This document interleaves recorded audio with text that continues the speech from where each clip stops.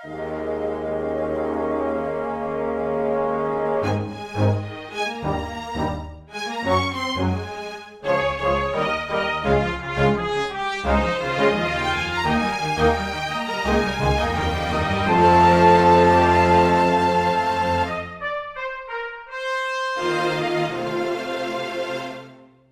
everybody, it is May 29th, 2024. It's Wednesday, so you know what that means. It's time for Weekly Manga Recap, but of course you might be thinking, Quinn doesn't introduce the episodes. That's who I am, I'm Quinn. That's for Nick to do. Nick's not here. Nick's gone. There is no Nick. Actually, Nick is enjoying himself on vacation. So I'm going to be joined today by the ever-effervescent and ever-available Austin Yorski. That felt back-ended. I was gonna go, hello, it's me, Nick. You can tell from my deep voice, but I realized I couldn't pull it off. He's got a separate organ than the rest of us to achieve that timbre.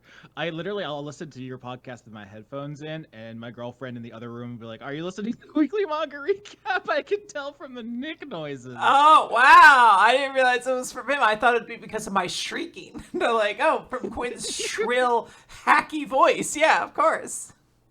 No, your voice is so much a part of our lives at this point that it'd be weird if we weren't hearing your voice. So we always have you. You're in a call, you're on speakerphone, you're in the Discord, you're on a podcast.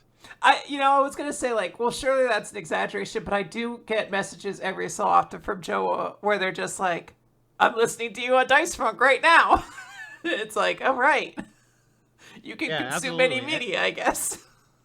Anytime either of you has a bodily function, you update each other. It's like, had a great snack, sucked a big dick.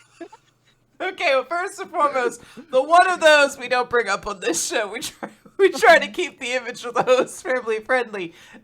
Two, do you not do that with your little friends? You just like send them little updates like, look at my hair today, had a good snack, just took a big nap, well, cool sweepy. You don't do any of that? No, the bros chat is strictly business. It's like, did you see the NASDAQ today? I know your broke ass isn't considering the NASDAQ scores.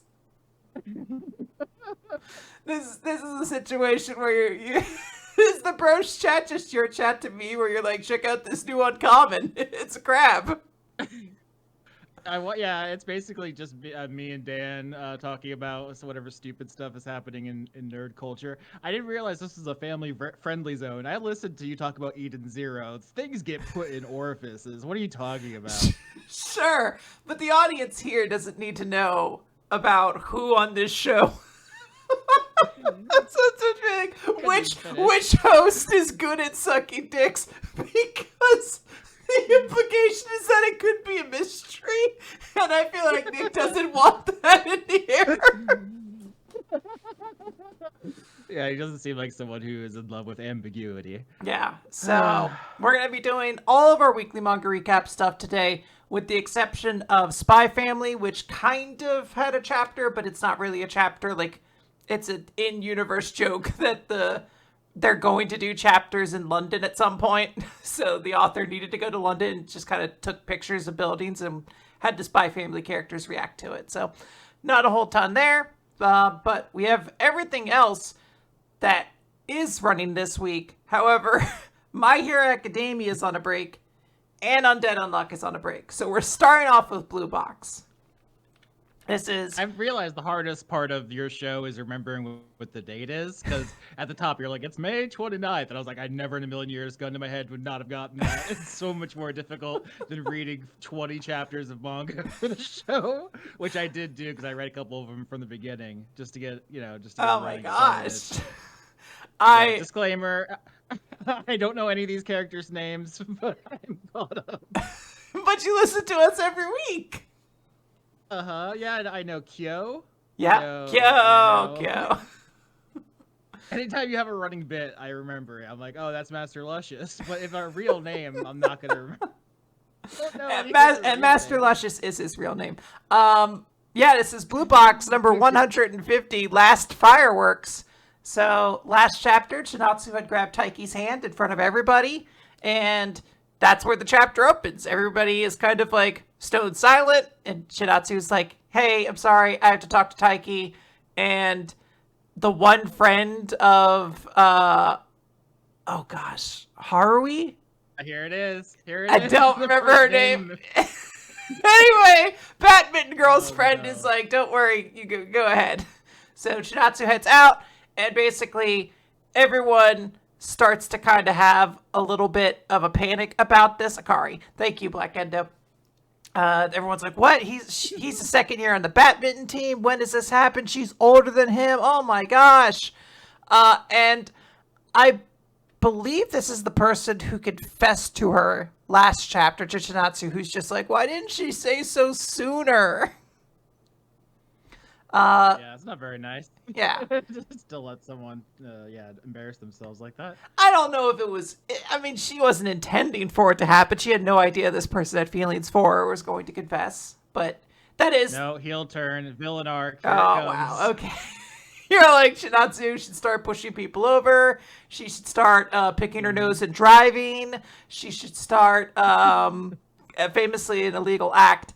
And she should just stop donating to charities. That bitch. All right. Well, tell me about this scintillating apple sequence. Yeah. Okay. Well, you said that condescendingly, and I think it is legitimately an interesting scene.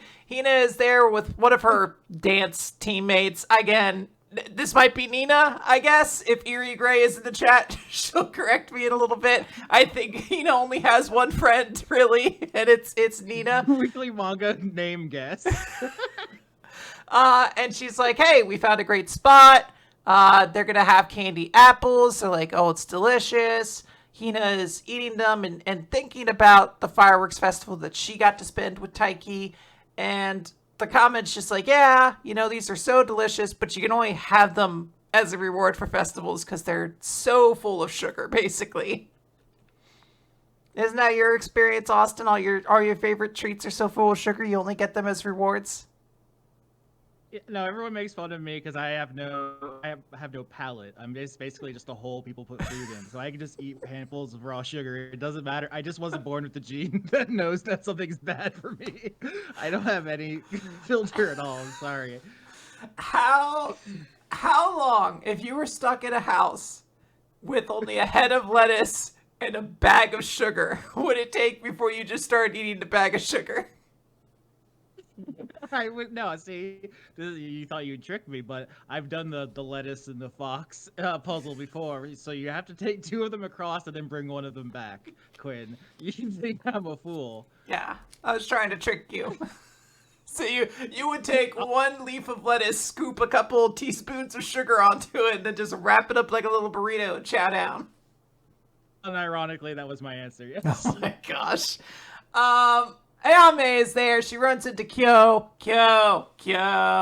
and she's just like, hey, what are you doing here? And he's like, I was coming to see fireworks. I told you about that. And then he says the line, Yo Kata is cute.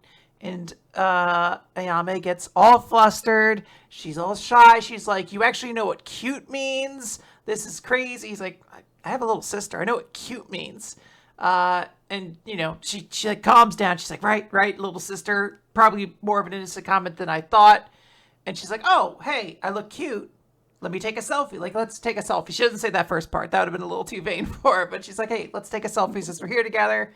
And she's like, yeah, it'd be good. It'd be a shame to let this memory go by.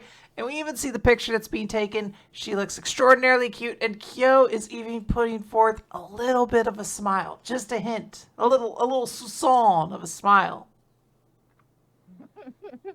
I was reading this whole part just being like, well, the birth rate in Japan has to be negative at this point. Nobody knows how to talk to anybody else.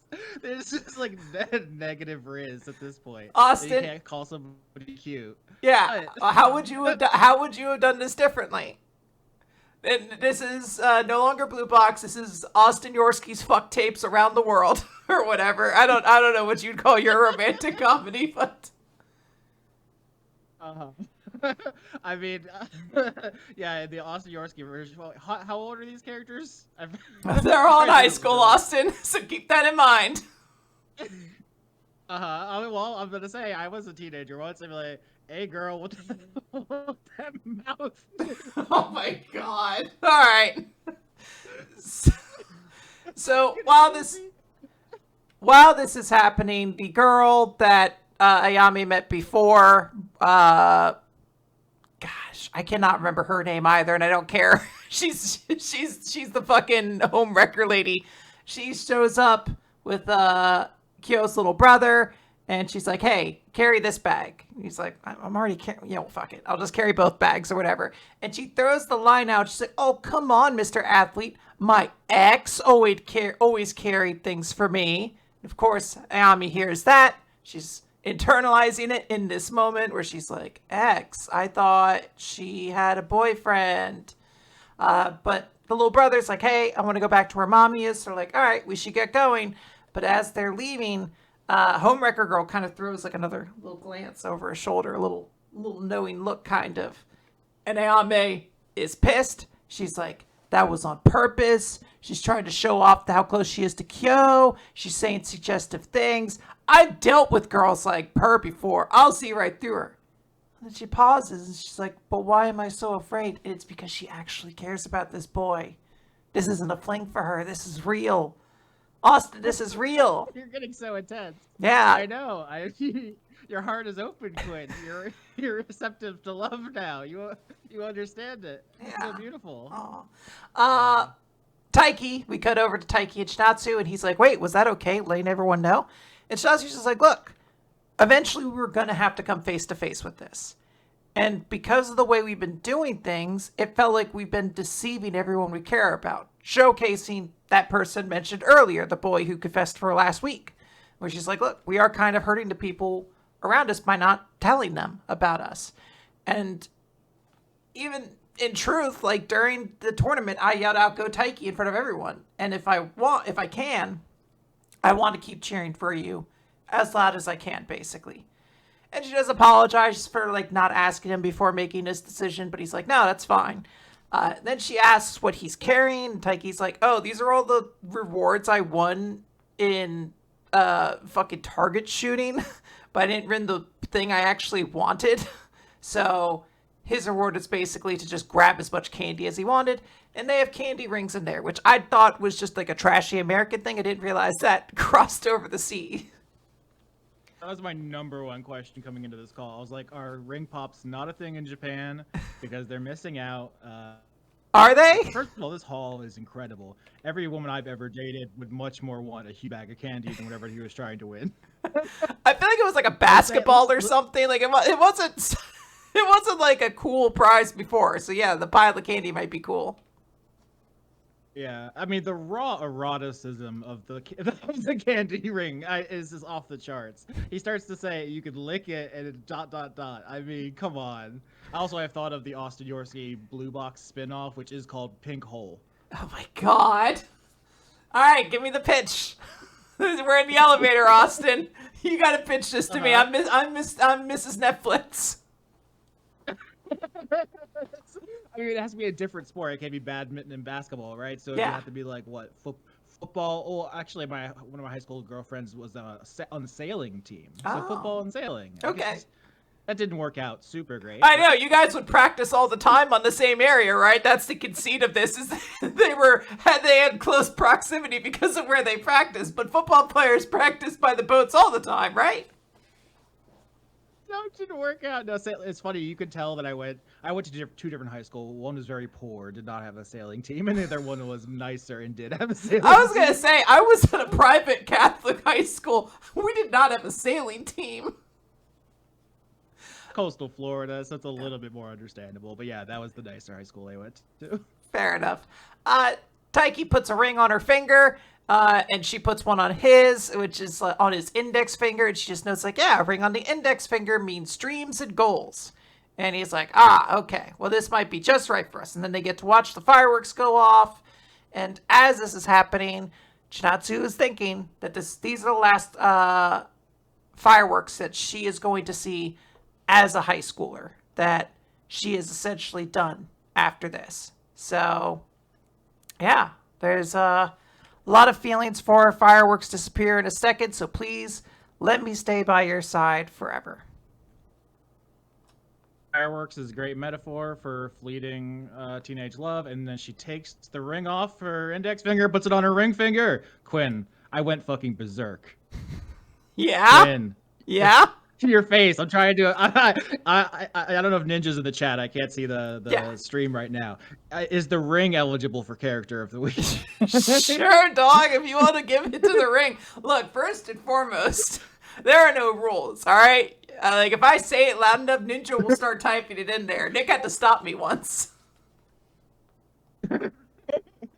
I say this is such a great moment. It's so cute. I don't know what to tell you. That's Exactly. great. I like that whole sequence a lot. This series is extremely cute. I didn't even realize that she moved the finger from one ring to the other. That's so cute. Aww. Oh, it was so good, Quinn. I freaked out. We both have recently seen the sports romance film Challengers, which we will talk about a lot on a bonus pod elsewhere, probably. But sports and love go so hand in hand. Just the physicality, the intimacy, it's just the fear of failure.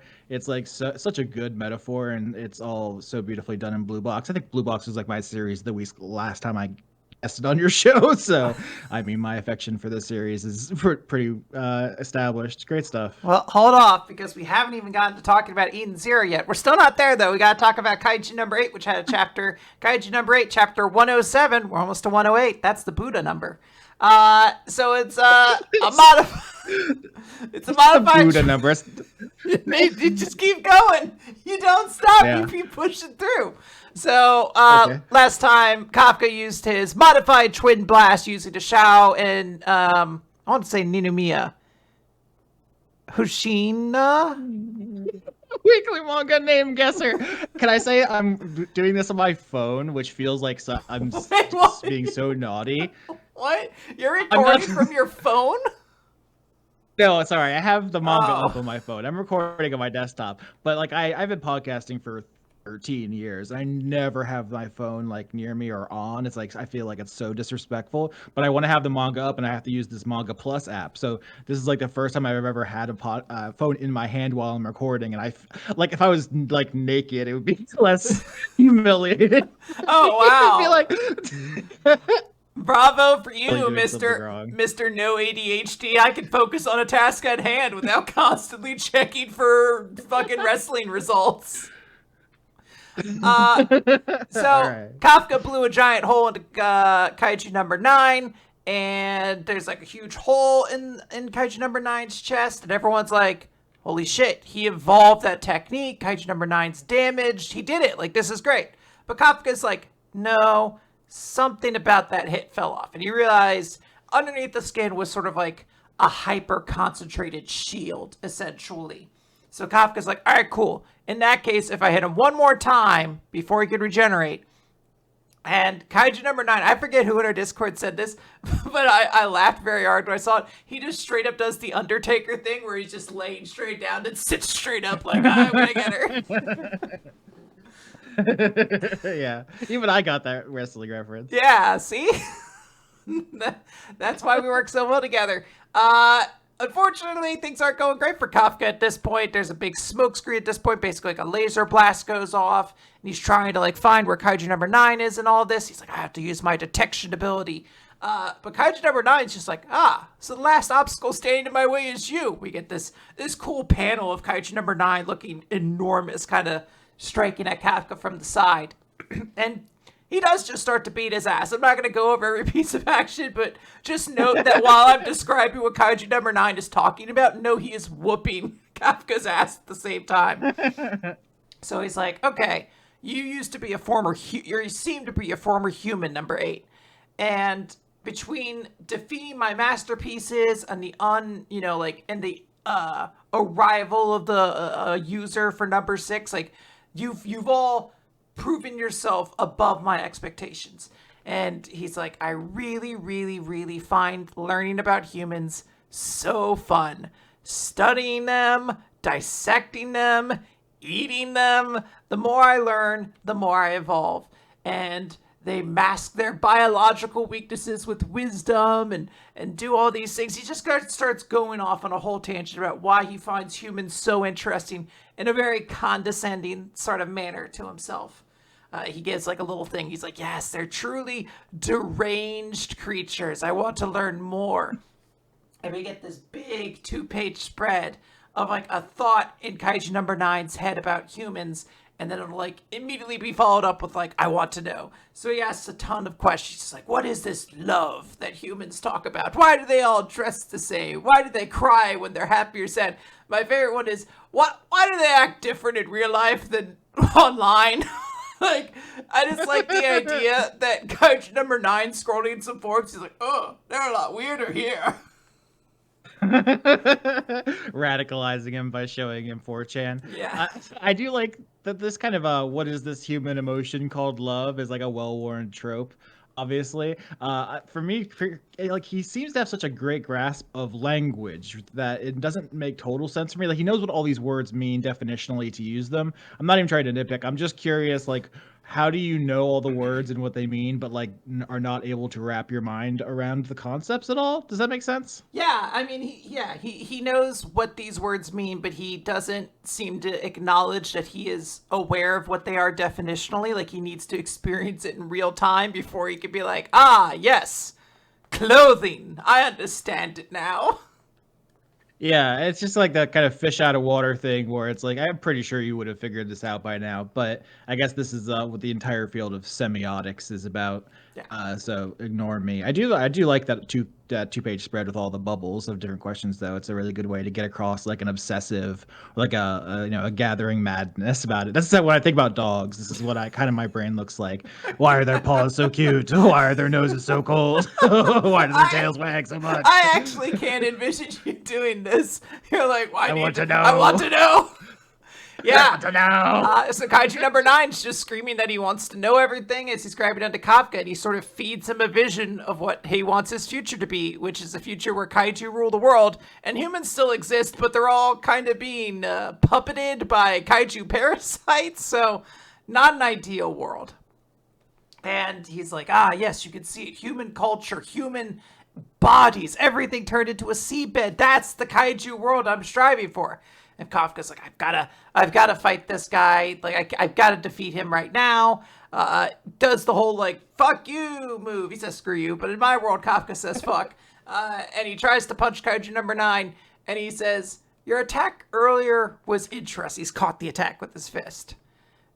But now it's time to show you how much I've grown. And we see that Kaiju number 9 has grown a second head, and the second head looks like Kaiju number 2, aka the Kaiju that Asao had used a weapon of.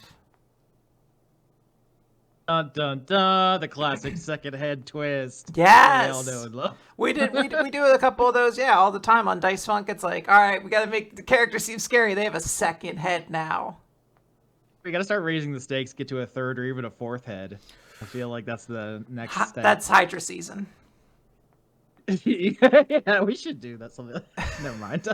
I want to give all my secrets away. Hydra season. Kafka is one of the characters whose name I always remember because of literature. Obviously, that's just extremely memorable for me. For the record, I don't think I get any points for that one. I did remember Kafka. Do you want to know how I know Kafka? Absolutely. Because in Honkai Star Rail, Kafka is the name of a character. She logging off. Is very attractive. She's got some Dami energy to her. She's very cool, Austin. I think you'd love her. She plays a violin. Did she write the Metamorphosis? No, but she uses little electrical spider webs to tie people up, which is kind of also a pretty cool thing. Yeah. Yeah. That's not unrelated. Yeah. It's not just a separate thing you mentioned. Look, you're saying if Kafka, the writer, was still around, he wouldn't want to use electrical webs to do things? I would think he would exclusively use electrical webs as a way to kind of satirize the bureaucracy of our time. Exactly. There you go. All right, Austin. Fun chapter. Good stuff.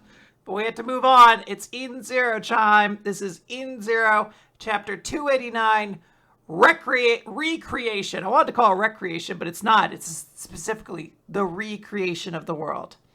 So, boom. Wait, hold on. What's the name of this series? Eden 0. Are you sure? Because the copy I have says Zero de Eden.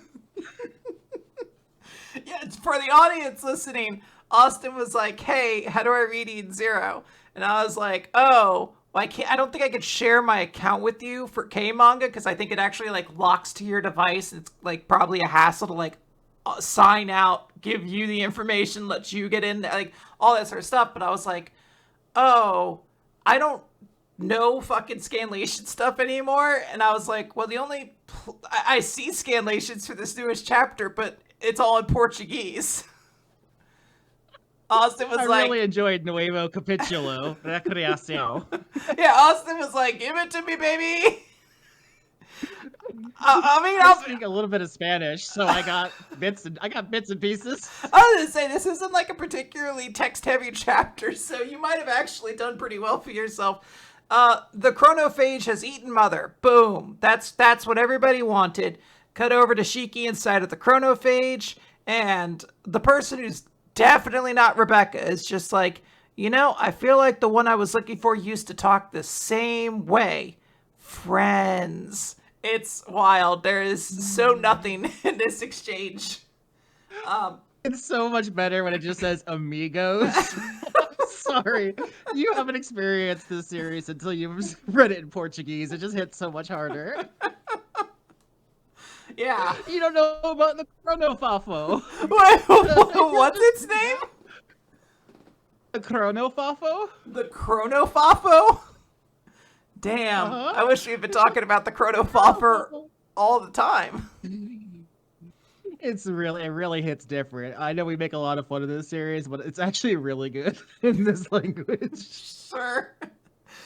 So the Cronófafo starts to disappear. Its task is done. It's fading away at this point, and everyone looks over at Earth, and they're like, "Mother!" And because you're an idiot if you read this series, I presume, they transplant Mother's face over Earth so that you can remember this is in fact that planet. She's changed back into Earth, and everyone's smiling. They're like, "Oh, wow, this is great. The warp space is leaving. Eden's 1 is gone. Like, we managed to succeed at everything." Everyone's like, "Oh my gosh, what happened to Mother?" I think it's Homura who just says, "It's okay. I believe in Shiki." And that's sort of what she just says to no one. I guess she's in the room with everyone else. I don't know. I'd assume she'd be in the hospital. She was dying pretty bad, but whatever. We get a page of, almost 2 pages basically, of characters from the series wordlessly reacting to the grand success of this whole series. No one says a fucking word. Shockingly, not even Eraser, who doesn't find a way to crowbar like we finally erased all of our problems or whatever. No one says anything. It is mind-boggling. Can you imagine Austin? I love the gormless cat. Yeah. The cat's just staring into the middle distance. Yeah. Now, Austin, do you remember in the Fire Emblem games for the Game Boy Advance, when you made it to the last stage of the game, every character who was a member of your party had something to say? Yeah. Can you imagine how much better it'd be if all just pictures of them came up and they all said nothing? Yeah, that's such basic genre fiction writing, is like to give each character like enough of a personality where they can react to a thing, even if it's just like the most basic, just if Fire Emblem example, if it were just Lyn would be like, for the Wind Tribe or something, something. It's like no, just nothing. It's just these people. They just look like they're like trying to remember if they put the burrito in for 2 minutes or 3 minutes. Yeah, they're all just like, Yay! Quite not a big deal. Yeah, they're all real excited. By the way, again, in case you're fucking idiot, fucking Rebecca hears the moon talking to her, and they imprint Zhao Mei's face over the moon because you probably forgot that was Zhao Mei. So there we go. But where's in all this happiness, there's a sadness, Austin, a tragedy. Rebecca asks, "Where's Shiki?"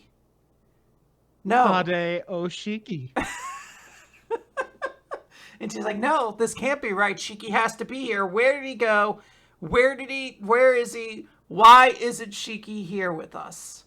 And Master Ziggy puts a hand on his head and goes, the Cronófafo must have taken him away.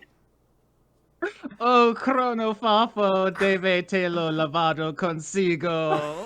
Oh my gosh. Oh, that part always gets me.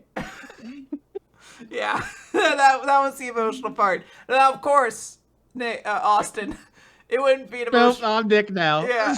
Hey, can I just call you Nick the rest of the episode to make it easier for me? It really will simplify things, yeah. Yeah. It wouldn't be a chapter of Eden Zero towards the end if we didn't get one random page to a different time. So for one page, 20,000 years later, we see the Rebecca who was supposed to be dead wake up. The one that was basically like, again, for a reason we can't explain other than Hero is horny, she is strung from the ceiling with cables nude. And she was, Shiki was told, like, she was essentially, like, brain dead or something. Like, she was essentially passed. But it looks like she's awake. And this is Ziggy's Rebecca. So, you know, who knows what this means, Austin? This could be anything. The cord in her skull, I get. Brain access, yeah. The cord in her neck, sure. Spine, nervous system. The cord in, like, the top of her breast. What is that connected to? I'm not a scientist, and I'm not even against being horny. I'm just scientifically, what is going on there? What is it? Yes, what is this function? That is an important question. Why is there a cable injected directly into her bosom? Who knows? But it is there. Just in the top. It's like not even trying to get to her heart. You know, like if it was in the under boob. I get that. Like there's a lung in there too. You could be going after, but the top of the breast tissue. I'm gonna have to say this one fails the science test. Oh man, and we were doing so good because Blue Box definitely passed the science test. You can absolutely lick a ring pop, put it on your other finger. That makes sense. Kaiju number 8 also fit the science test. Humans, famously, very weird, contradictory creatures. So Kaiju number 9 was right on the point. It's a shame that Rebecca's fucking computer boob had to fuck everything up. Yeah, because that's the only issue with Eden Zero or Zero de Eden is this one little issue. Besides that, it's answered every question I had and really emotionally satisfied me. Yeah. So it's a shame. Yeah. Well, maybe next time. Maybe when we get Eden Zero 100-year quest, it'll get better. All right, Nick. Let's talk about Astro Royale. This is Chapter 6, Older Brother. So it's the fight between Ko and our protagonist, whose name I'm definitely going to remember as they say it throughout this chapter. And Ko is just like, oh no, my Astro isn't working. Oh, work, Ashura. This can't be over yet. I'm not going to lose. And our protagonist just like fucking like mush faces him. Like, I think he actually does punch him, but it's very much on that level of like, get out of here. Like, just kind of pushes him down. And he's just like, all right, it's over, Ko. Like, admit that you've, like, be a man and admit that you've lost. That's apparently a big thing with this author is like masculinity and like manhood needs to be noted. So like, that is like, in a series with a lot of like bro energy, I guess that's also something he just needs to kind of like put out there. You got to be a man and admit your defeat. Hibaru is the protagonist's name, for the record. Hibaru Yotsurugi. Hibaru. I remember that at the end of the chapter when they say his name again. We see into a little bit of a flashback for Kyo. Now, I mentioned previously that I was like, sort of weird that Ko has this Astro that has nothing to do with the item that manifests it, this random lighter. Still doesn't. We find out that the lighter is just a gift from his older brother, Botan, and we get a little bit more of a flashback of when Ko was a kid, and he was basically trying to stand up against somebody and was going to get pummeled for it. But then Botan and Karan showed up and saved him, basically. Came in, pummeled the other person. They're like, don't worry, we're always here for you, kid.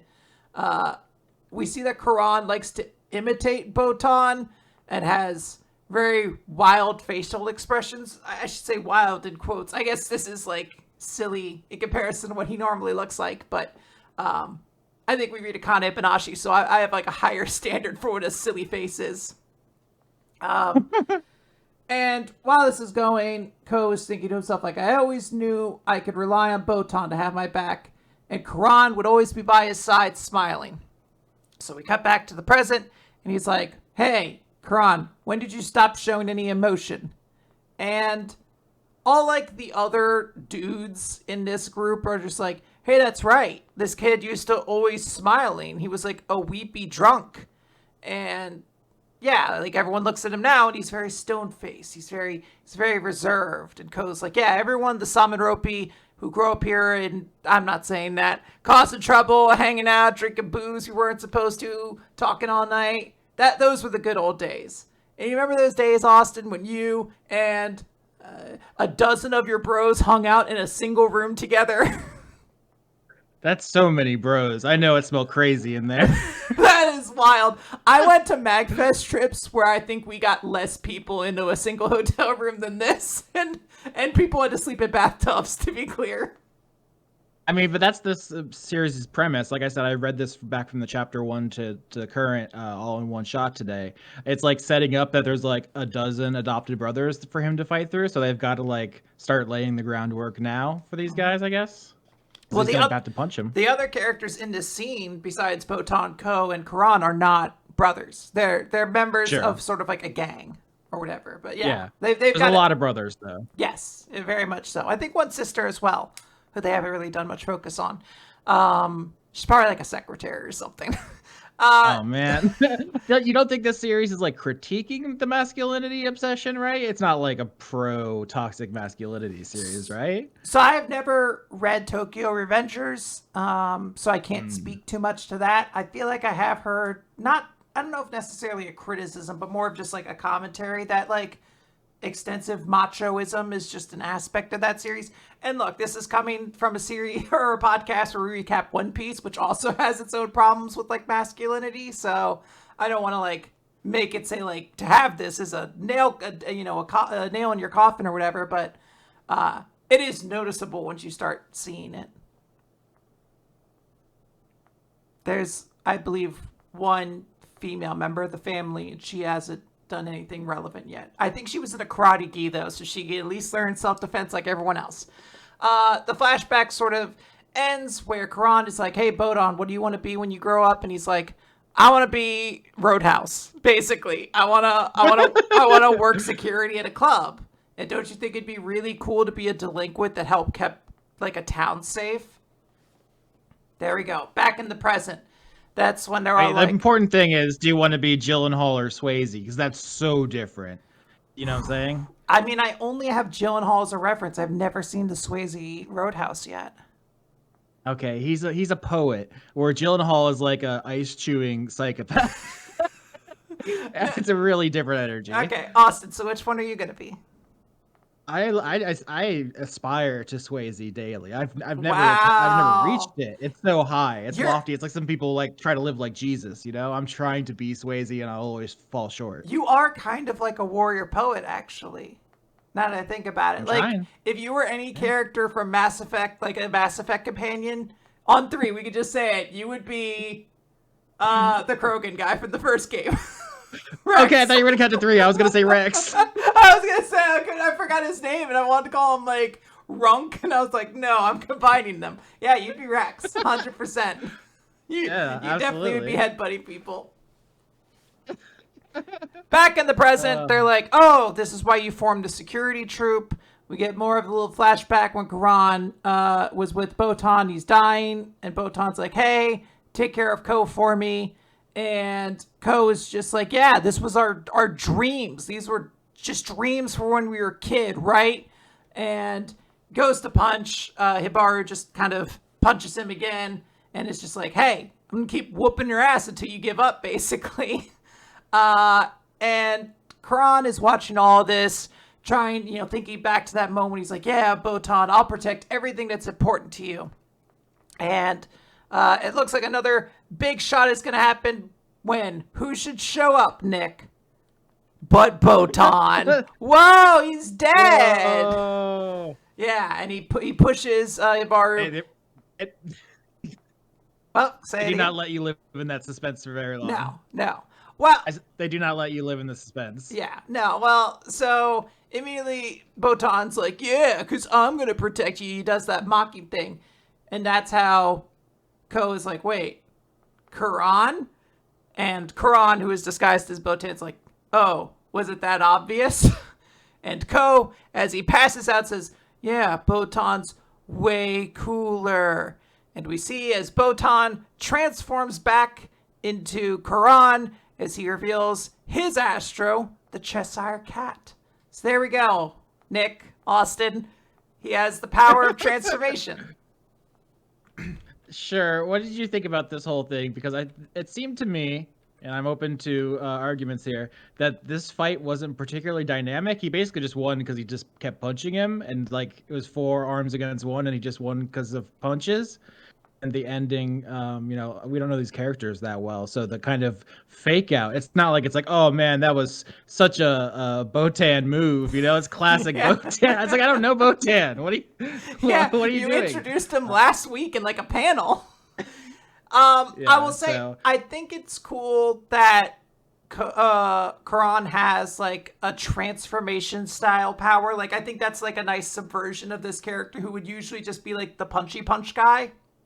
But as you said, this fight, because we're actually not technically done this chapter, but essentially Quran's like, hey, like, Ko lost because I interfered. You get control of us, but I'm going to protect my bud, basically, so you don't have to keep whooping on him. But like, as you said, this wasn't like a fight where like the action was interesting or anything like that. Like, it wasn't like, oh, how Hibaru won was like really cool and interesting. Like, he did just punch him. He just beat the shit out of him, which makes sense. They're supposed to be like, oh, Ko's like smart, but kind of like a fucking loser. So like, of course, this guy, his whole thing is like, I punch all fucking day. I punch buildings and shit. Like, would just steamroll him. But it still isn't like a particularly satisfying way to wrap anything up here. Yeah, he should have done some kind of fire magic, right? Because you said the lighter isn't really that connected to the arms, but Asuras are demons from Hinduism who presumably have some affinity for fire. I feel like he should have used some kind of lighter powers, and then been overcome through, some kind of cleverness or something. I don't know. Maybe I'm being too harsh, but No, I didn't find it very satisfying. There's the possibility that like that is something we will explore in like a future arc or a future fight, because these are allies now. So like Ko will be part of the heroes group. He's their Usopp, or whatever. But I mean, as far as groundwork goes, all we really know about Ko is he's a little bit of a shit heel, and everyone shit on him before. Everyone's like, this dude sucks. And then Quran is very like stoic and stone-faced, but he used to have big reactions. And neither one of those are like so interesting that I'm like, can't wait to get more of this character. Maybe it was a mistake to start by having him recruit 2 people at once. Like, maybe this is just not enough space to like fill out a whole character in like 2 chapters or whatever. But yeah, I don't know. I'm definitely kind of whelmed at this little arc. Yeah, I agree. You got to give, especially like the early allies more room to breathe. You got to let them lick each other on a bus or whatever happens in Vento Oreo. Oh my god! You're giving me. I had to stop. I was like, what? What? I had to think. I was like, is there a season of Dice Funk where we started the season by licking each other on the bus? And I was like, it is not out of the question. Season 4 was a while ago, so it could have happened. Do you think Botan's dead? Like dead? Or do you think it's going to be like 80 chapters from now and be like, my Astro was to have been alive the whole time? Well, I think he died before the Astros showed up, so I don't think he has one. I know. But, so here's the thing. I made a call way back in the day about Mission Yosakura Family, the series that is shall not be named, where they revealed that the lead character had like a dead brother in a flashback. And I was like, someone shoot me a message when the dead brother comes back, because he's definitely not dead. I've not gotten a message. I think he actually is dead. So maybe we've never learned our lesson exactly, and we still do these things that make you think like, oh, this character will come back. but they just don't bring them back, so they're just kind of like a bad backstory character. Like, I will not, like, if I'm writing the top 10 list of like saddest manga deaths, it's like Botan ain't showing up. There's no consideration for Botan. That would be so crazy if they did so much retroactive character work. You're like, no, Botan's shit is so tear jerking. It's right up there with those are the classics of the form. Yeah. No, I think it's gonna be like he's like, oh, Dad said I had to fake my death to trick this other organization, so I faked the shooting. It's something like that. I think is on the table if this runs for like 200 chapters and they need more plot points. Very, very potentially, or they'll revive him some way. Someone could have a revival Astra or something like that makes you like a zombie or something. Yeah, it's way easier. Why am I so stupid? Well, I mean, who knows? Like this.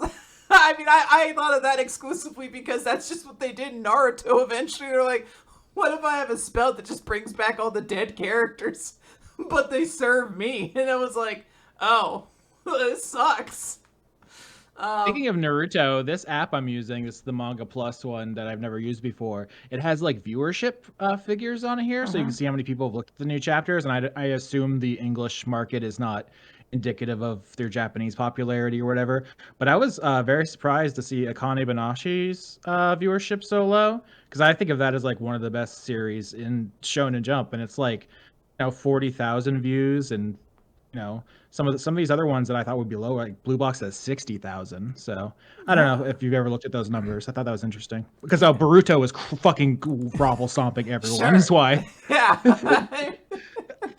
Yeah. Unfortunately, yes. Everybody is so excited to get their new Boruto. They're clamoring for it. I think Akane-banashi will never be like a gigantic success in the way that like everyone will know what it is, but it's definitely still like very pervasive as a series and is extremely successful as a series. So, it was always going to be kind of a niche thing, in that same way, like the best sports movie you've ever seen, most people aren't going to still know it. Like if I try to talk to people about Rush, they're going to be like, I've never heard of that before. And I'm like, no, you don't understand. Rush is so good though. Yeah. I'm like Daniel Brühl, Chris Hemsworth. It's so good, but they're not going to know because they're not going to be like, oh, I don't really watch sports movies or whatever. Anyways, I cry every time. Speaking of sports, let's talk about Green Green Greens, Austin. This is chapter 24. I'm so excited. Yeah, a favorable win. Now, you've listened to us talk about this series from the very beginning. What are your thoughts on what we've discussed so far? It's going to be so sad when it's canceled. Very much so. Yeah, we try not to think about it here. So, Oliver is taking Yosaki to golf, basically. He's like, hey, like, golf to get your fucking groove back, dog. Like, you got to figure yourself out.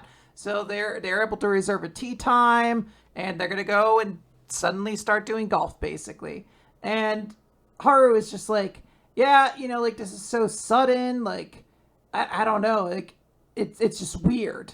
And like, Oliver's just like, look, dude, don't make a big deal out of this. Going golfing isn't that special. Make it like a daily thing. Like, just, go golf, basically. So they go to in the golf series. You kind of have to establish that, or otherwise it's going to be very awkward every time they go golfing. And he's like, "What golfing?" It would be pretty funny if that's what he did every time. They're like, "We could do that today," and they're like, "I sure hope so." As they're heading out, until you fight all my rivals, then we can go golfing. Oh wow, Scott Pilgrim goes golfing. Oliver starts by saying, "Hey, before we head out, what's your goal for today?" And Haru's like, what do you mean a goal? And he's like, it could be anything, like a score or fixing a shortcoming. Just going through the motions without trying to achieve something is kind of boring. So Haru says, all right, I want to make one shot that feels so good, it clears up the haze in my head. And that's all Oliver needs to be like, boom, let's get out of here. Haku, sorry, not Haru. I'm thinking Haru because of new Exorcist coming up soon. So they start to go golfing. Haku makes a big shot. Oliver is just like, nice shot. But Haku's just like, nah, that shot actually wasn't that good. The wind caught it, so it didn't fly too far. And he starts thinking, he's like, now if I were Oga, I wonder how I would have hit that. And the game keeps like kind of continuing on at this point. Oliver is like congratulating him on, his scores and everything like that. Just like, oh, it was a good shot. You got into the bunker, but you handled it well and everything like that. And we just kind of passed through a little bit of time. And Haku is like, just kind of despondent at this point. And Oliver's like, hey, why are you so down? You haven't like fucked up or anything like that. Like your score's not even that bad. So Haku's just like, yeah, I don't know. Like, you're right. My results aren't bad, but like I just can't hit it the way I'm envisioning. All these shots seem so good in my head, and then when I make it, they aren't even half as good. And Oliver fucking eviscerates this guy. He's like, yeah, well, you're not that good of a golfer. So that's why they aren't that good. Whoa.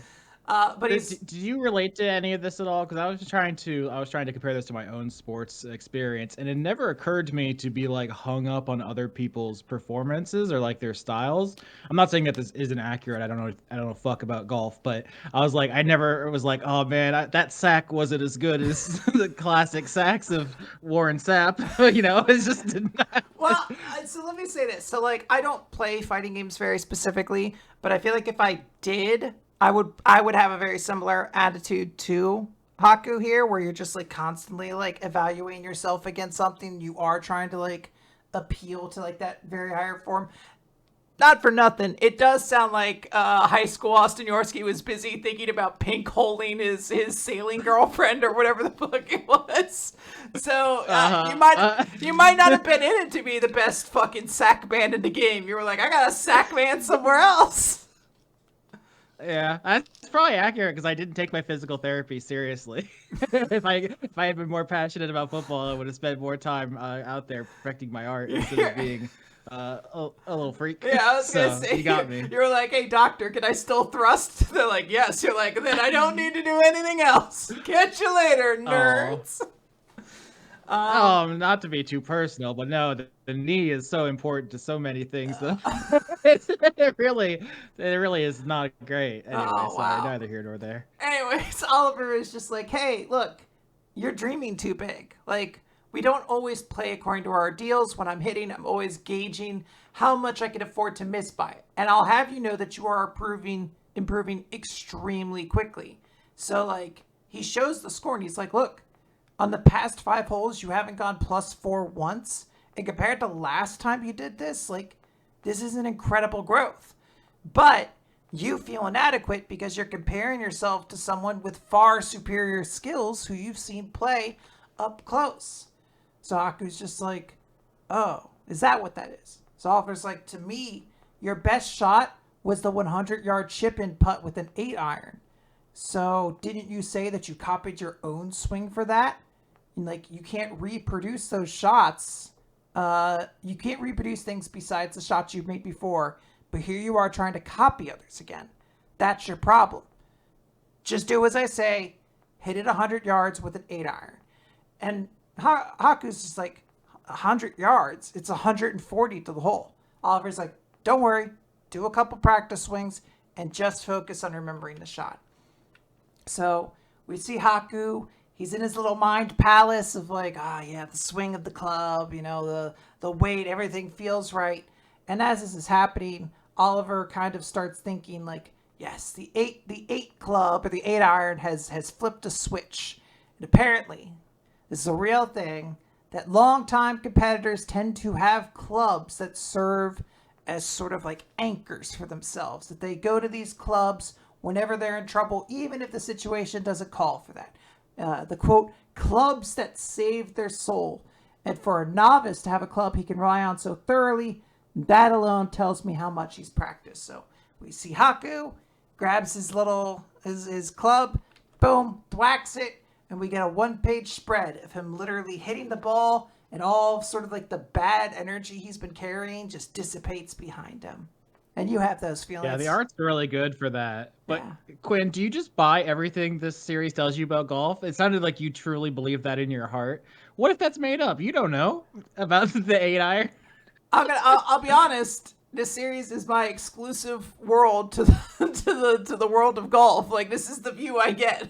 So if they say it, I'm never going to find someone to correct me. That's what I'm saying. Like they could just be like, for good luck, the top golfers lick the elbows of their caddy, and you'd be like, I mean, that's how the pros do it. I mean, Like, yeah. If someone like takes me golfing afterwards, I'm gonna be like, well, I want to be, I want to fit the customs. So I start, give me them elbows, la. yeah, that's what I'm saying. I'm worried that you're too impressionable because the idea that they use the wrong club to get into the headspace, I don't know. That sounds like manga stuff to me. That's it's a little bit fanciful for my taste. But I really did like the art for the Wow. swing and the banishing the evil spirits. Yeah. Have you ever had a sack like that? All right, banished all the evil spirits. Yeah. You ever sack someone so hard all the evil leaves your body? I've hit someone so hard that maybe some of their soul left their body. Oh my like God. some of the a couple of months off their lifespan came out their back like an evil shadow. Jesus. This is what it looks like when you get CTE. This is all your brain cells come out the back like that. Oh my God. So yeah, we finish it. He's saying, look, I don't know if it was a perfect recreation of that shot just now. Was it a good ball? Who knows? It wasn't quite right. In fact, it might have gone too far to the left, but that's fine. For the first time in a while, I felt like I was the one who hit it. It was my swing and my senses. And we just kind of like continue it being like, yeah, he's hit all these balls. He can't hit it straight all the time. He can't always adjust his shot. Oh, there's Austin. He's back. He's like, look, I can't put backswing, but I've made progress, so this rules. And that sort of is the end of the chapter. We do get this thing where Oliver's like, look, imitating others is a shortcut that'll never get you to your ideal, so it's time for you to make that next step. Admiring others is fine, but you've learned from great people, but you need to find your own ideal with your own power. So Haku is going to get very, very good. He loves golf, and they decide to make a fun competition. Presumably, I don't know, we might open the next chapter and they're like, whoever loses this has to be buried alive. Whoa, they should really raise the stakes. Between this, Blue Box, and Challengers, I'm like, Quinn, we gotta get into sports again. It doesn't even matter what sport. Let's get into slalom. Wait, what? Let's get into skeleton. Do you know skeleton? No. It's like a luge I was down gonna a say, hill. is that the luge where you do this and like you're like within like a cunt's hair of just death at like 80 miles an hour? Yes, Quinn, let's get into skeleton. That seems for like love, Quinn. Okay. I'm gonna put a pin in that one. Why don't we work up to skeleton? Maybe we can hit some like volleyball or something like that first before we move to skeleton. It feels like there's a time investment in that one. I don't know if I'm ready for yet. Okay, yeah. Quinn's like, all right, our sports journey starts with shuffleboard. Yeah. And then we'll go from there. It's gonna start with dominoes. Something nice and easy. Kinetic dominoes. Yeah. We're gonna start with a spelling bee. That plays on ESPN. Yeah, I don't know if the audience told there. I switched my internet because I was getting longer and longer delays between my incredible jokes and you laughing, which I realized was my internet dying, and that's completely unacceptable. I need immediate feedback, or I will lose my shit. Holy shit! Oh my God! Wait, what are you on now then?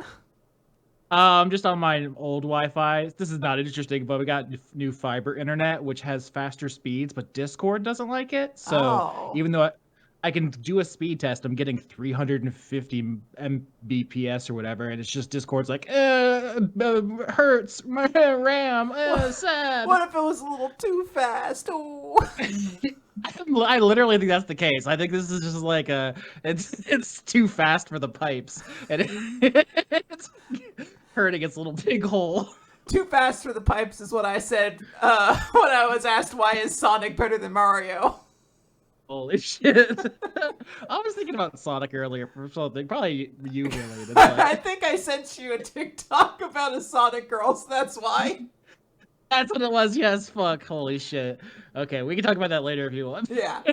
Let's move on real quick to Psych House, Austin. This is Chapter 3, Breakfast. I don't know the names of anyone in this series, so Teleport Girl has a dream where her mom is woken up from her coma and is like, everything's okay. And then Teleport Girl's like, oh, it's just a dream. I hope it comes true. She sees another woman in her bed, and she's like, hey. She goes over to Shrink Guy, and she's like, hey, there's a strange lady in my bed. What's up with that? And this lady is Kyoko. She's a member of the house. She's an alcoholic. Psych House. The Psych House. The aforementioned House of Psych. Yes. So... I don't want to. I was just gonna say that this is how you're gonna do the characters in this. I guess maybe you're not gonna get attached to them if you're just gonna call them Teleport Lady, Shrink Kid, and Alcoholic. I think it's Katone. Katone, I want to say, is Teleport Girl, but there's a character named Kyoko, and those two words start with the same sound, and it fucks me up every time. I'm like, Kyoko talks. No, that's not Kyoko. That's the other one, and I think it's like Nemoru or something like that. I don't remember. Nemuru. Yeah, Nemoru. I'm never going to remember it. So, Shrink Guy and Teleport Girl. Can I say that I read all 3 chapters today, and it was impossible to not hear King James by Buckethead the entire time I read this. It was an intrusive thought. I took a break to try to get rid of it. This guy, it's just irrepressible now whenever I see him. Yeah. I believe there's a Buckethead song on Guitar Hero 2 soundtrack. Yep, that's I think where most people got introduced to him. But yeah, I've listened to my fair share of Buckethead, and that made this series unreadable. Oh my gosh. So yeah, Kyoko is one of the members of the house, and they have breakfast together, and we find out over the course of it that she has a mind-reading psych. She can read people's minds. So she even teases. She's like, haha, none of your thoughts are safe from me. And she goes to prove how her power works. So she's like, all right, tell me what you're going to put on those eggs. And she reads Katone's mind. And she's trying to say, like, I like putting soy sauce on runny eggs and eating them on rice. So Kyoko's like, it's soy sauce. And she's like, no, it's actually this. Basically, like, if I were eating this with toast, I'd be doing something completely different. And it's a long way to basically explain that Kyoko's power works is that she can read minds, but she reads them as sentences, like, not like hearing a person's inflection or anything like that. So she can misinterpret things potentially.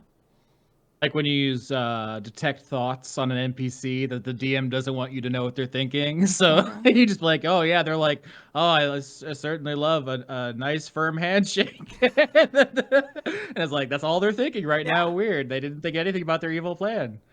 Yeah. Yeah, it's a shame. If you would, well, the thing with the read minds as a DM is you always hammer in. You're like, well, you could probe a little deeper, but if you fuck up, they'll know that you did this, and you're an asshole then. Yeah, I gotta say, I wasn't planning on admitting this because we do another show where we talk about what we've been watching or whatever, and I was like, oh, I still got a couple months before I have to bear my shame here, but I am watching True Blood. HBO. That's not shame necessarily. The vampire romance, which I thought was just a Twilight knockoff, but apparently not. Anyway, the main character can read minds, and so I am knee deep in these tropes. We're like 2.5 seasons in right now, and like the main character is psychic, but she lives in like the racist, homophobic South, so it's like a nightmare of her constantly being bombarded by the most evil thoughts any humans have ever had. So reading this, I could not stop thinking about that, like, what hell this person's life must be. Right now, we've only got a little peek into it right now, but what an awful power to have. Yeah, it always does sound terrifying when you see a couple Jean Grey comics where she's just like, I can't stop reading people's minds and stuff like that. Like, it is actually horrifying at points. All men should be executed on a related topic. Not a single one should be allowed to live. Ask me why. Oh my gosh. So Kyoko is like, this sucks. I need a drink. So she goes and grabs a beer from the fridge. It's her last one. Nomoru's like, no, but you got drunk yesterday. And the day before that, it's not healthy. And it's like he knew I took 2 edibles 2 days back to back. I'm like, fucking get off my ass, Nomoru. All right? I was having a movie day. What are you, a cop? Yeah, you fucking buckethead cop dickhead. So he tries to get the beer from her, and Katone is just like, whoa, do you drink every day? This sounds like a problem. Why are you drinking in the morning? Don't you have work? And she's like, no, I'm basically loaded. She only works for fun. She uses her power. Look, who gives a shit? She wants the beer. Katone teleports it into her own room and is like, there, now you can't get the beer. And after this happened, she's like, wow, this was such a lively discussion that I had. Like, I haven't had one of these since Dad died, basically, where we had like really early mornings. It's just she thinks back to her mom, and we could see that Kyoko is reading her mind at this point and is seeing this.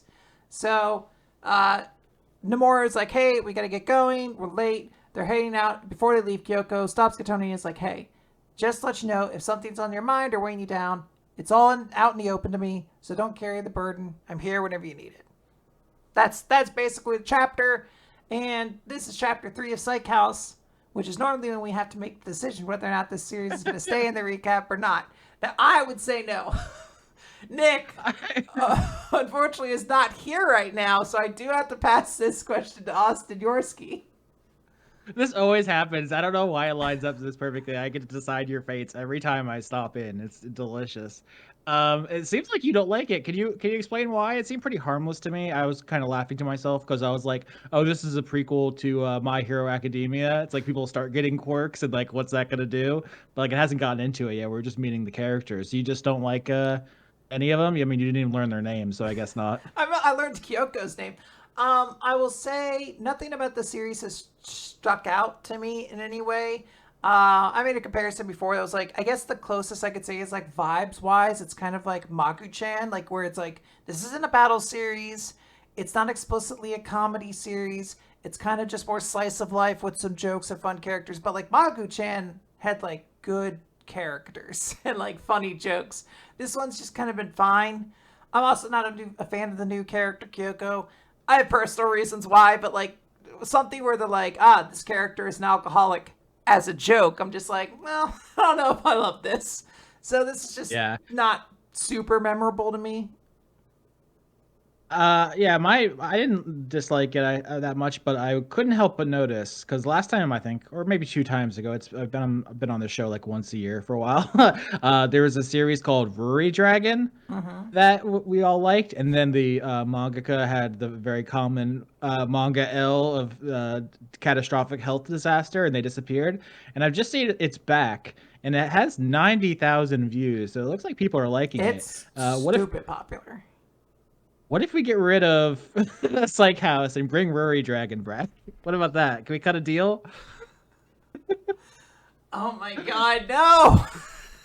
I have nothing to say about Ruri Dragon. What do you say every week when you're like, the girl was cute, I guess, or something. She breathed fire accidentally. I just don't know what to say. I don't have that, like...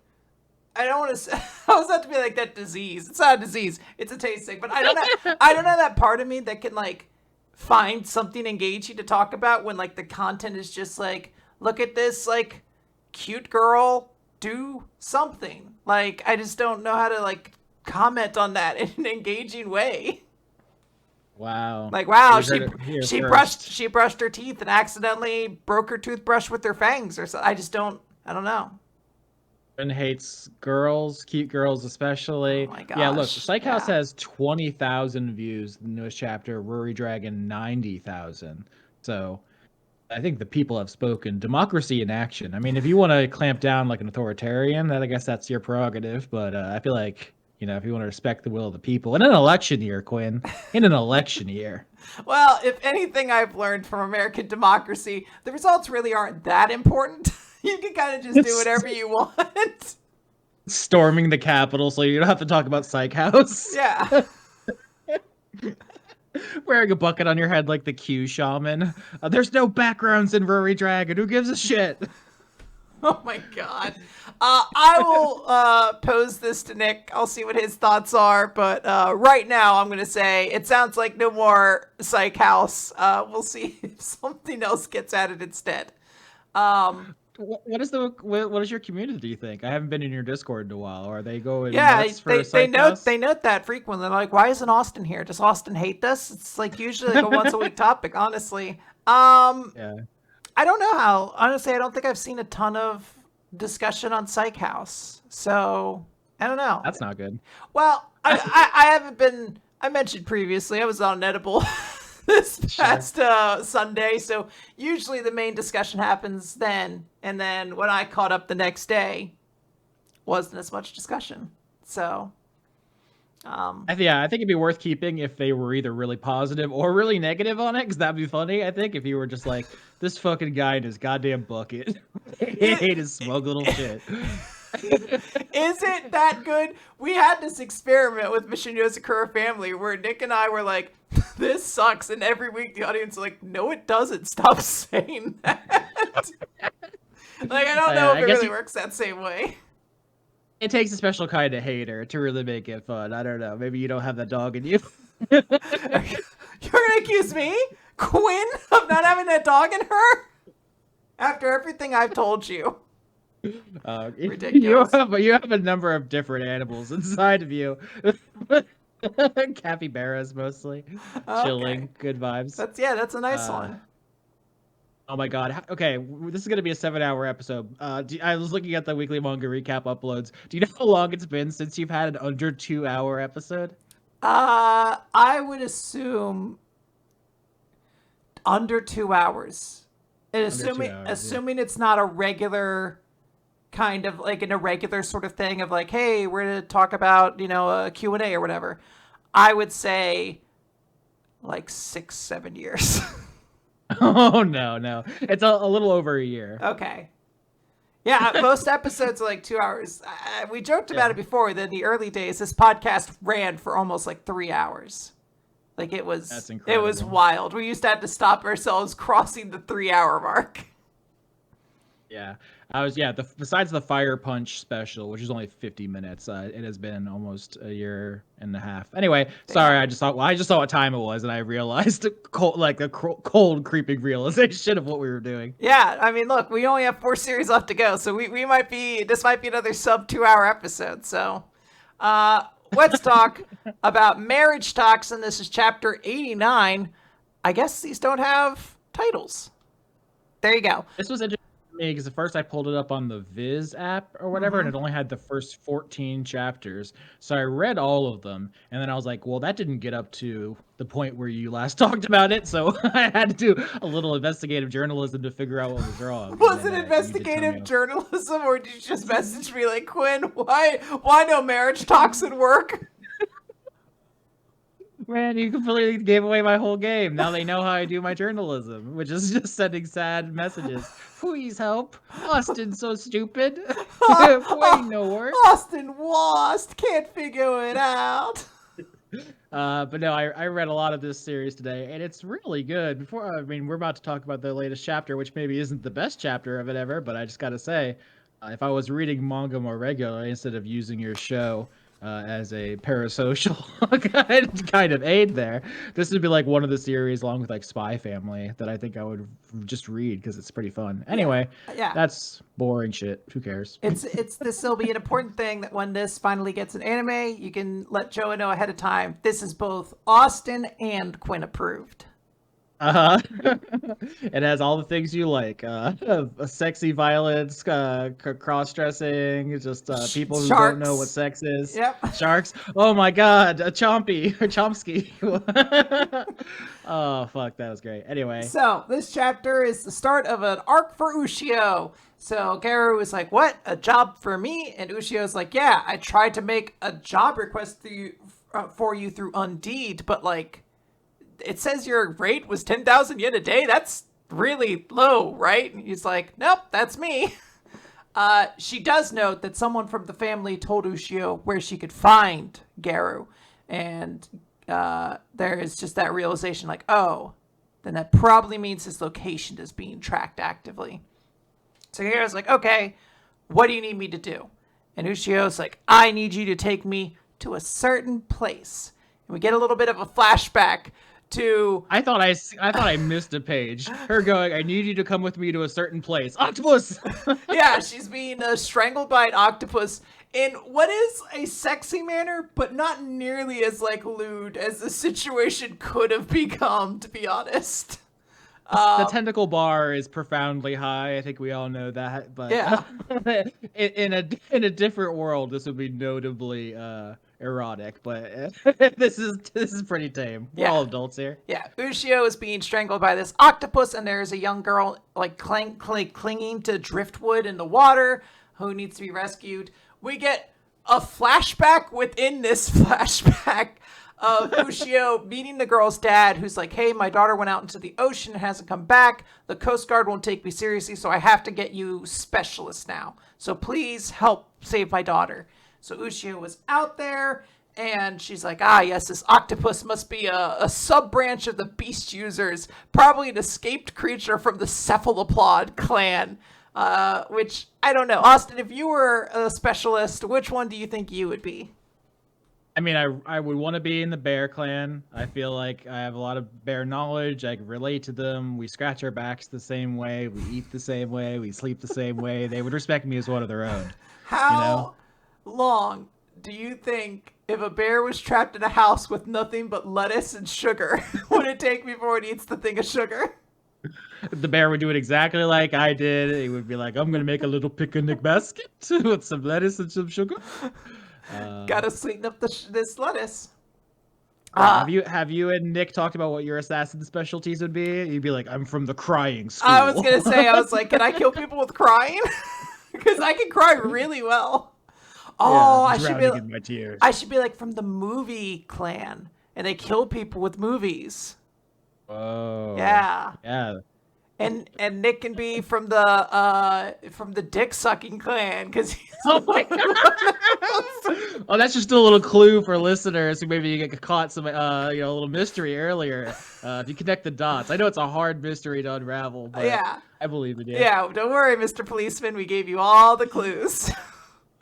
All right. So Ushio is just like, look, Maybe you've never been defeated in the water before, Octopus, but I'm a water user. And she like cuts it in half.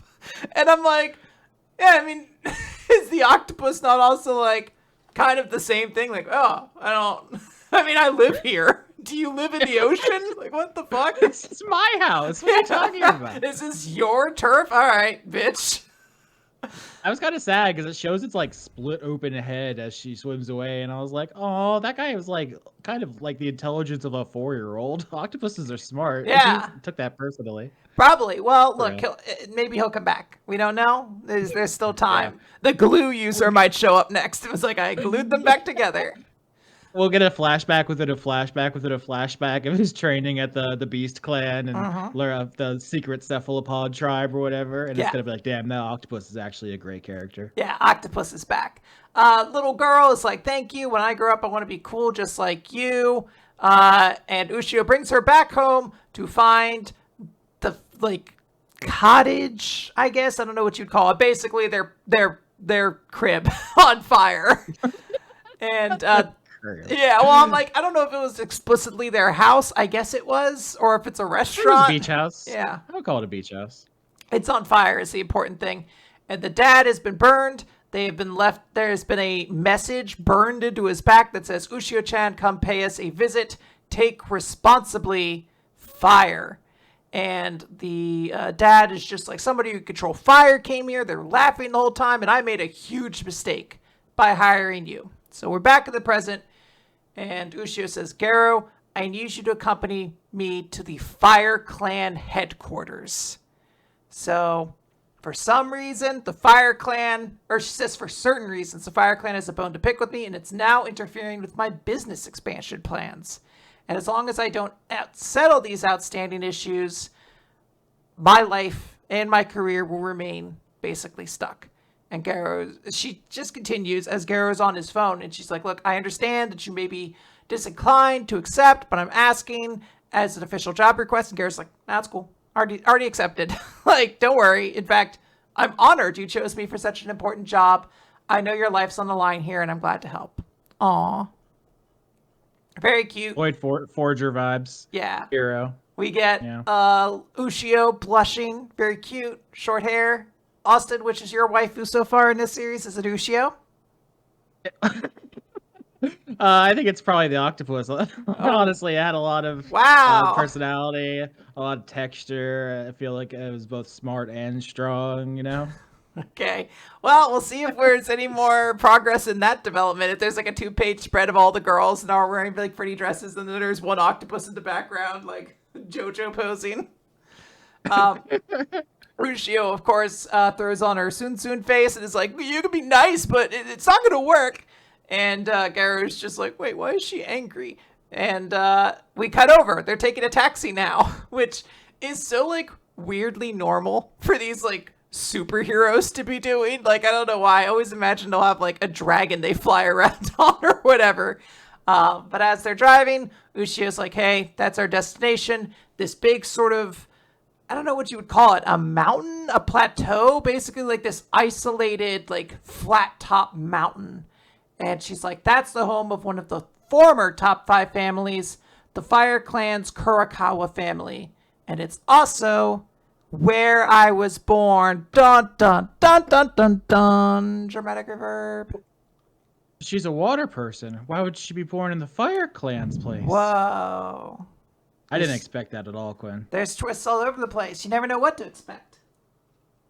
I really like the art in this series. Like, everything has such a great texture to it, and everyone has such expressive faces. I just thought that was really notable. Even though the structure was kind of confusing, it was like flashback within a flashback. It's like a little confusing. Like, it didn't even bother me because I was just like, oh, everyone's like so completely in their role, and I found that just really engaging. You probably talk about that all the time, but. Yeah, no, I mean, I do think the art in this series is really good. This is the artist from Neolation, which is a series that Nick and I discussed and were like really positive on a while back. So yeah, I think it's a great use of the both talents here. Like, the writing's great, the art's incredible. Like, I think it works really well blending those two together. All right, 3 more? Yeah, let's talk about New Exorcist. This is chapter 51, Birthday and Senpai. Can you get rid of this and talk about Psych House twice? Everyone loves talking about New Exorcist, Austin. So we get a 2-page color spread because this series is, for some reason, extremely popular with all the pretty girls in the front. Nick, Austin, who's your favorite New Exorcist girl? Vice Admiral Doll from One Piece. There you go. She's in the background somewhere. I'm like zooming really far in, maybe looking for her in the pixels. Keep your eye open. She might make an appearance in this chapter. That's the only thing getting me through. Yeah. We open in a flashback as we are introduced to Captain Haruhi, the 3rd Division captain, who is just a super swell guy. The chapter opens as he's like being handed like health reports for everybody, and he's like, it's good, but tell Johnson and Joseph that they should get off because they haven't used up all of their leave.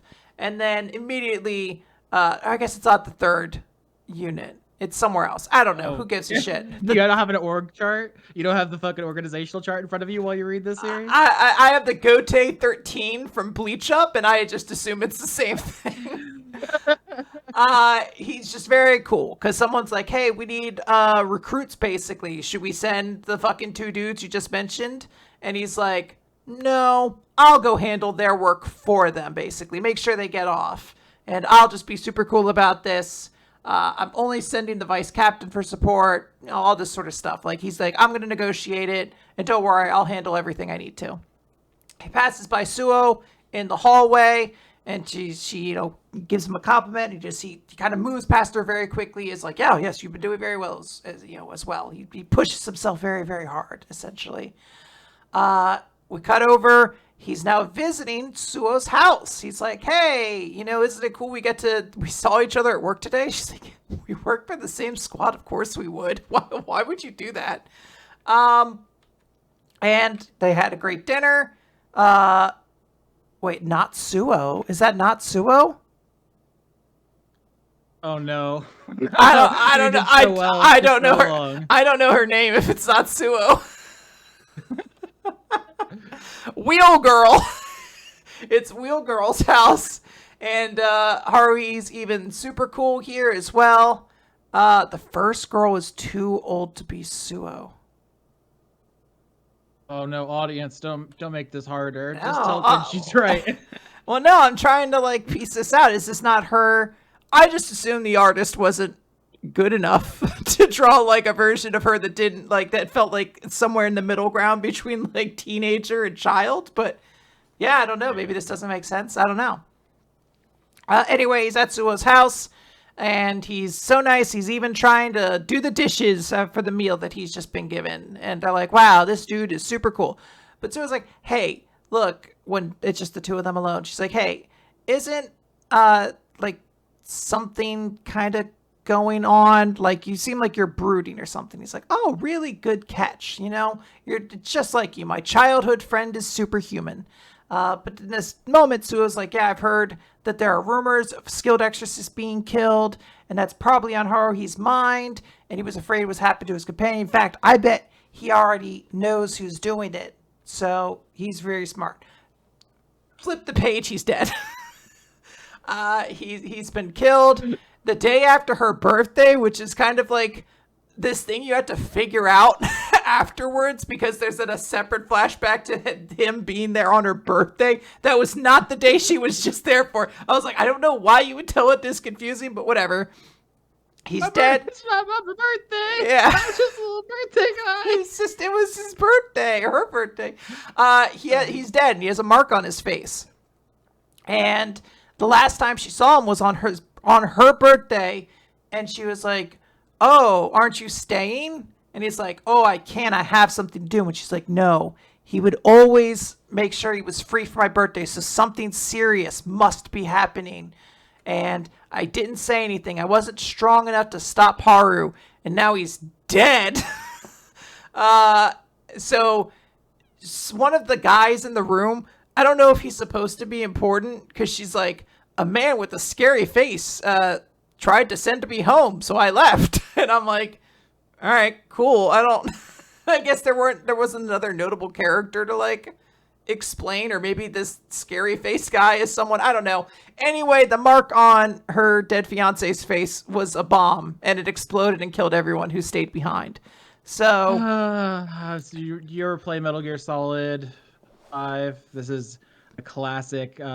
They set us up the bomb situation. I immediately started hearing Metal Gear music during this. I think the scary face guy is being set up to come back. Okay, because he doesn't. Vision mail. He doesn't have a cool design or anything, so I feel like if you were trying to make him someone, that would do better. Anyway, the last little note is Suo notes, oh, the present that Haru had given me was a ring.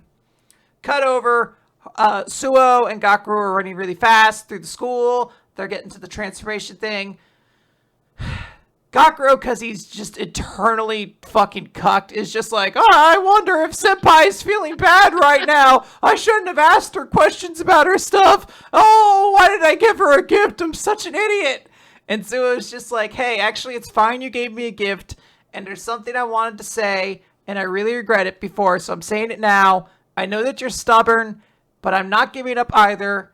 I'll be with you all the way to the end. And Gakuro's like, cool beans.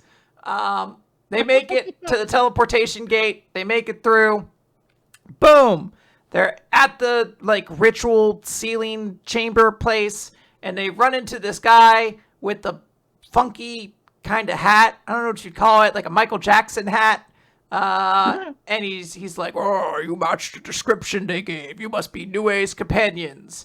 Yagyo didn't say anything. You said you wouldn't be anything to worry about. So,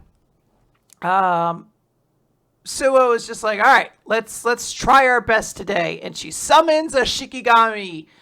Nick, Austin, this is a huge deal. She couldn't summon one before. So she's grown. She's stronger now. Yeah, grown by reading Jujutsu Kaisen and being like, what if I also did that? I'm trying not to interrupt you because I want this to be over as quickly as possible. Yeah, I'm sorry. Anyway, this guy's just like, wow, you guys have been training real hard, but I'm going to kill you. And he uses his hollow release. Sorry, no. It's not a hollow's release form. That'd be ridiculous. But he does say prison to flesh release and transforms into a monster guy. But he has the mark. He has the mark on him that Suo's boyfriend had. So they're fiancé. So maybe this is the guy who made a bomb that killed Suo's fiancé. He's Skullface, and he put the bomb in the lady in the helicopter, a thing that no one felt bad about when it happened in Metal Gear Solid. Is that the one Quiet was on? She's in the next one. So Paz, P-A-Z, is the woman who gets a bomb put in her vagina. Sorry, it's what What? happens in the game. It's just what How did happens. it get there? The villain put it in there. Oh Skullface. my god. That's You evil. couldn't.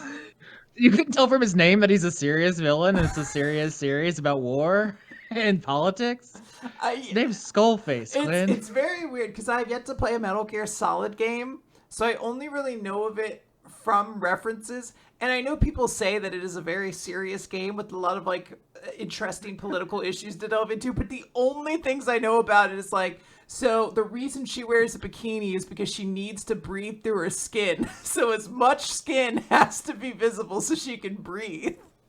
I'm like, Yeah, damn, it's bitch, how just. much air do you need? Well, no, it's because of a virus that transmits through the English language. Because What? yes, because English is the language of colonizers, and so it's literally a virus. I mean, listen, Kojima was spitting there. He's correct. I don't think he's Um, wrong. I just, man, it's such a crazy thing to hear out of context. yeah. All right, But Austin. Let's yeah. talk about Akane-banashi story 111, Too Shallow.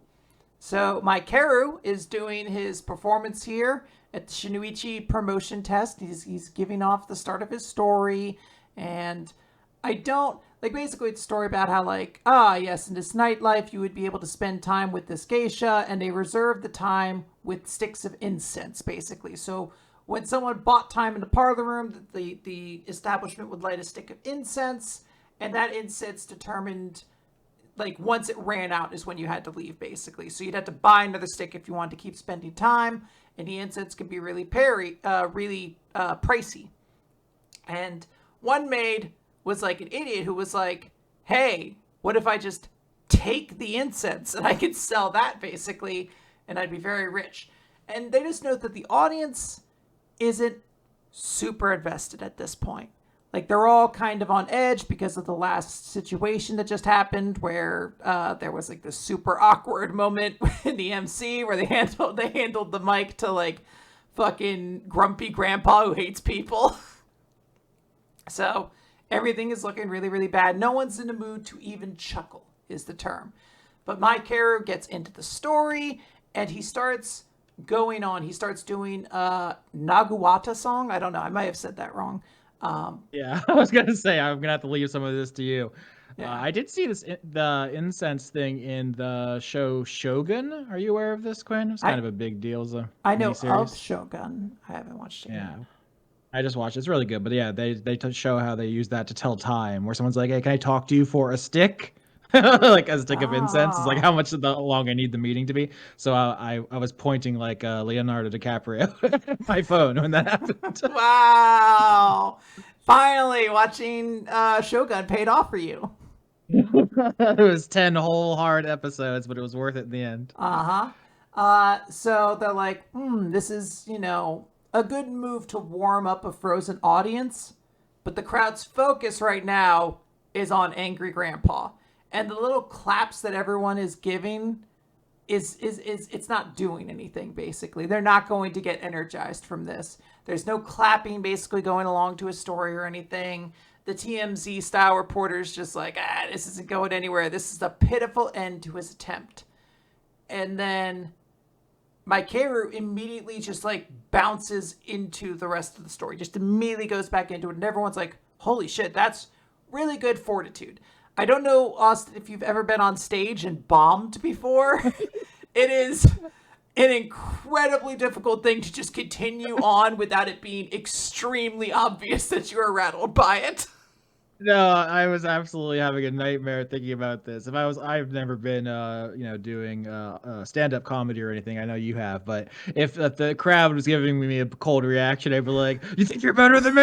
You And start I'd leap onto the table and start kicking people. start crying on stage. Everyone sucks but me. Throwing drinks into the crowd. Immediately pivot to unhinged Yeah. psychopath. But contrary, instead of being rattled, Maikeru is jumped into this very fluid way of performing. It's like the words are flowing out of him, linking one line to the next, almost as though he is singing. And it is noted that back in the Taisho era, there was a Rakugoka who was known for his signature style of bright and melodious delivery akin to singing a song.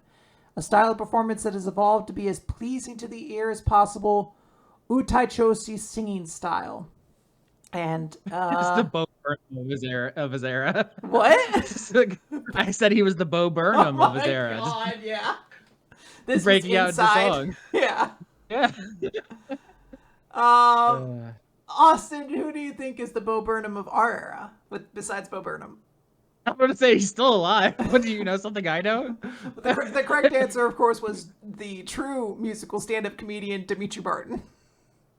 Oh, I literally did try to remember his name, and I couldn't pull it. You were like the dude with the whiteboard with the fucking sketch pad or whatever the fuck it was. Yeah. So they're noting that, like, look, this is actually going to be a little bit more effective because, unlike laughter, sound isn't affected by the mood in the room.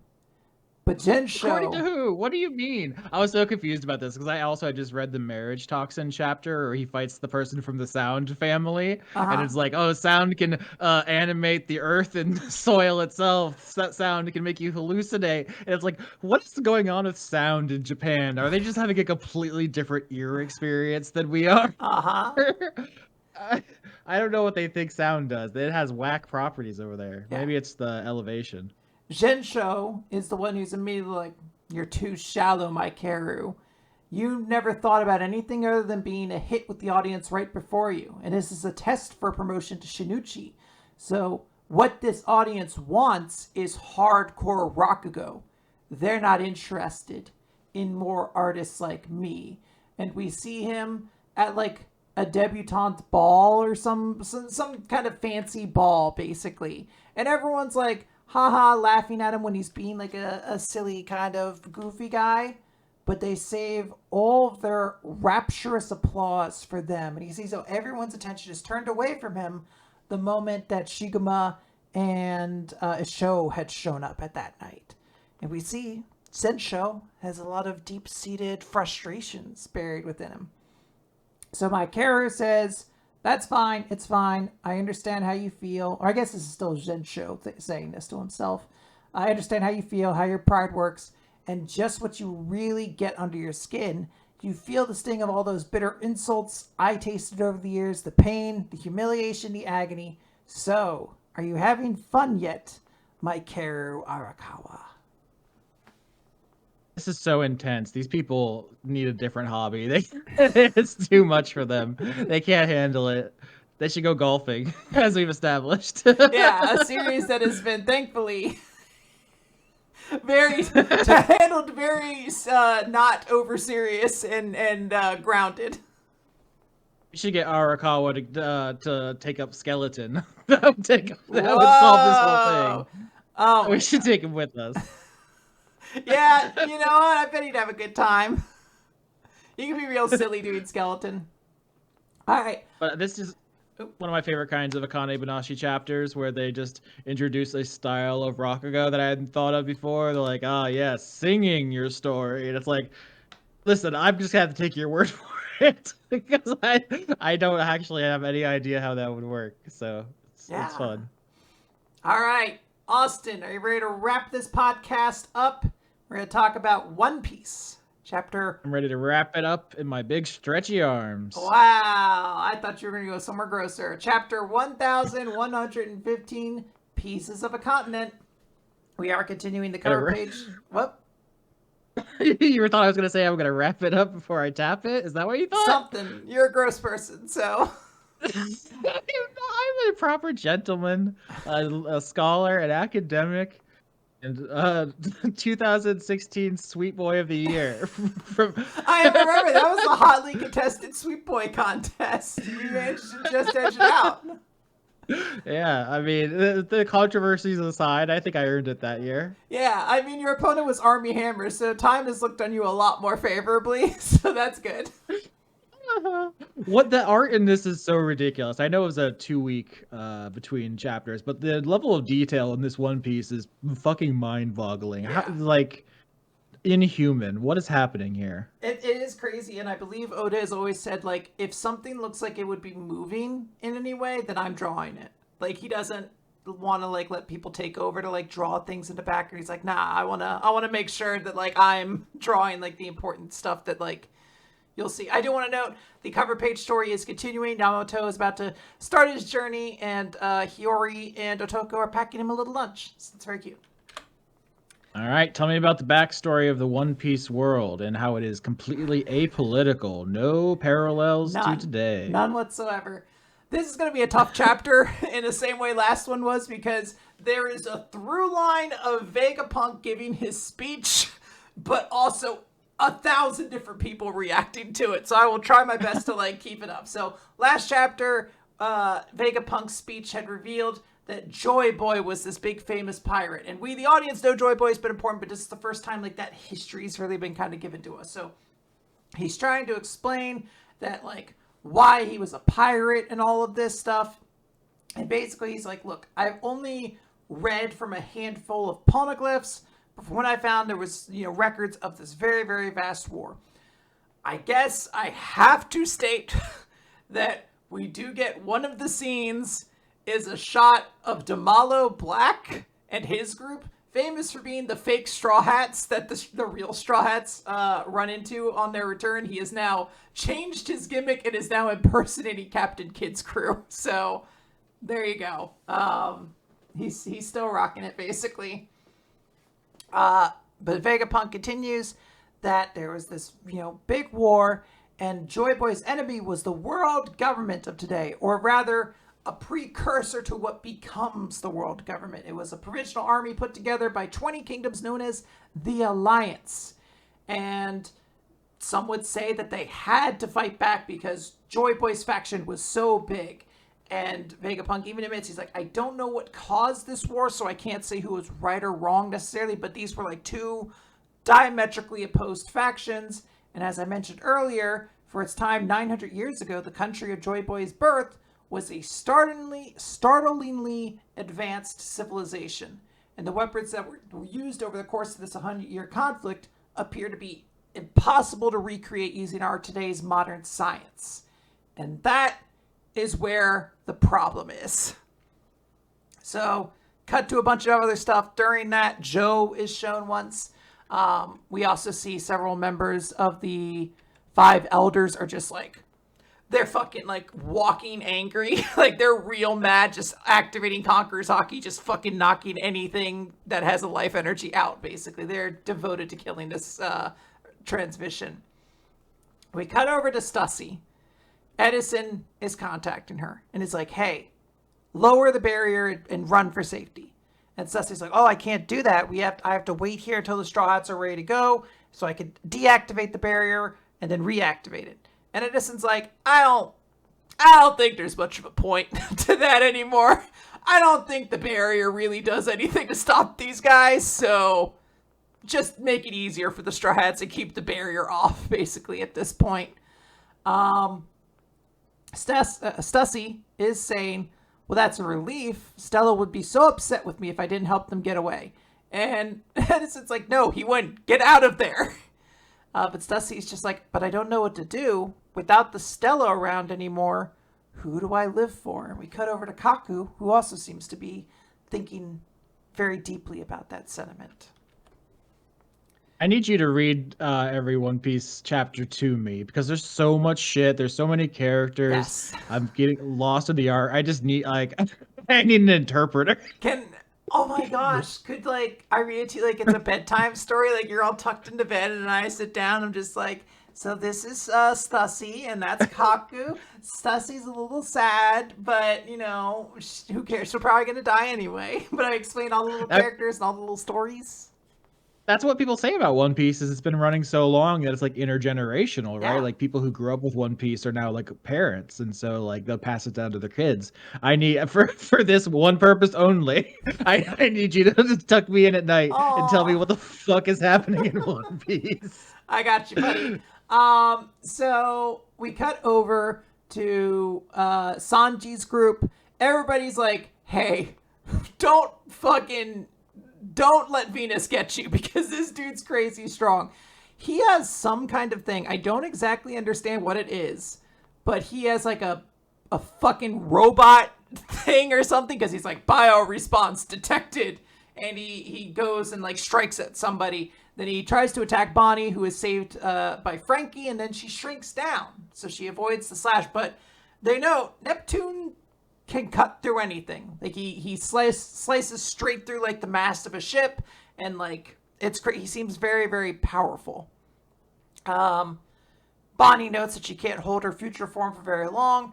Vegapunk continues that the Void Century came to an end with the defeat of Joy Boy.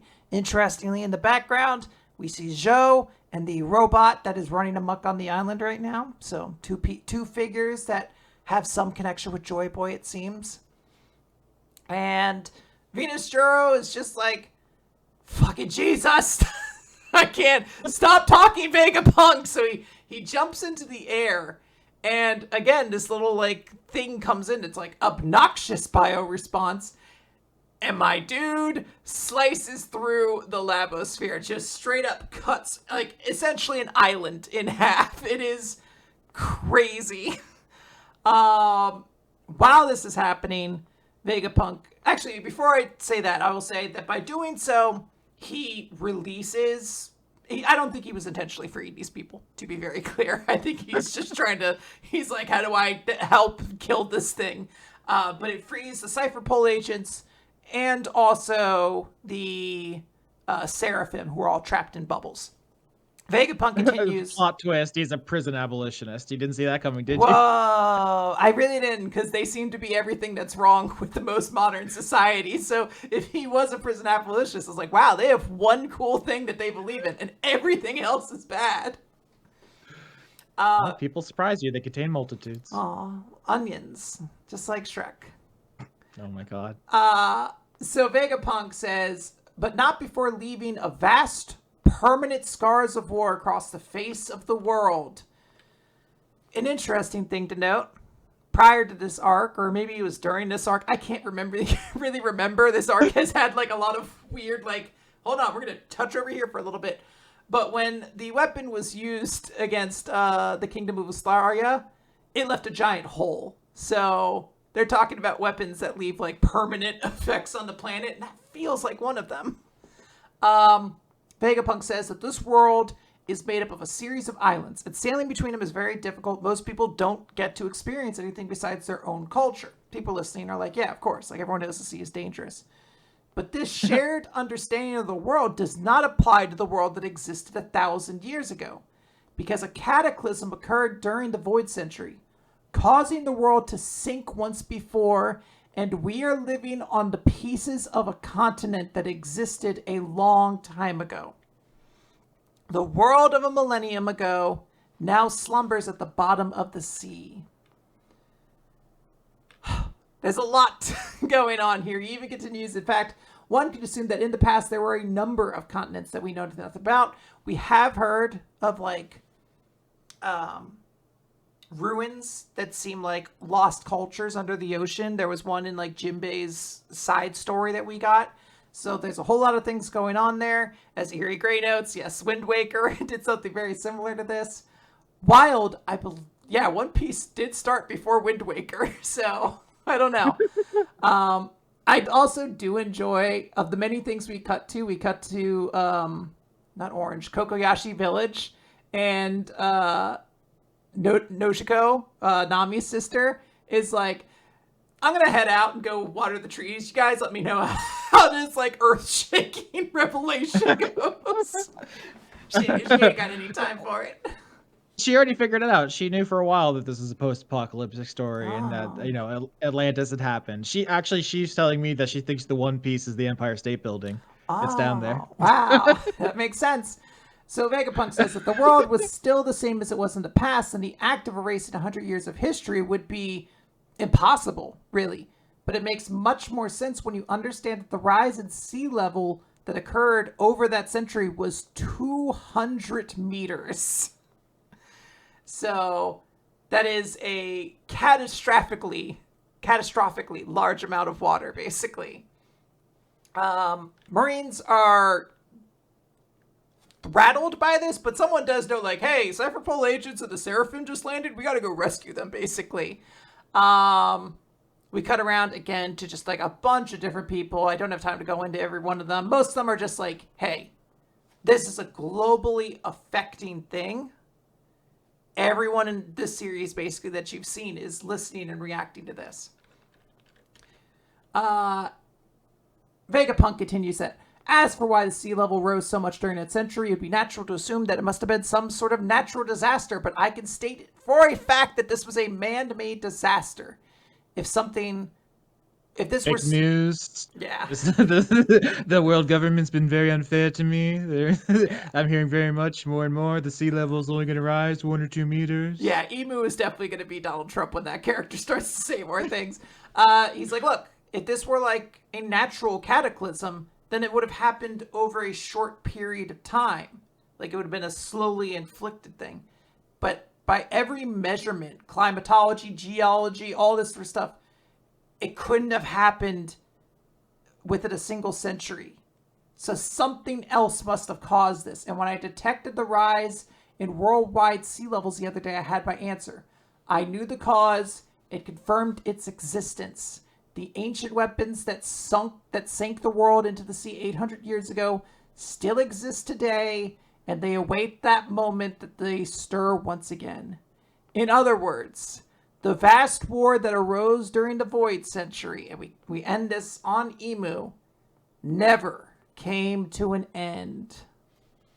Bum, bum, bum. Yeah. This is so funny. Have you ever come into contact with the theory that the Roman Empire has never fallen?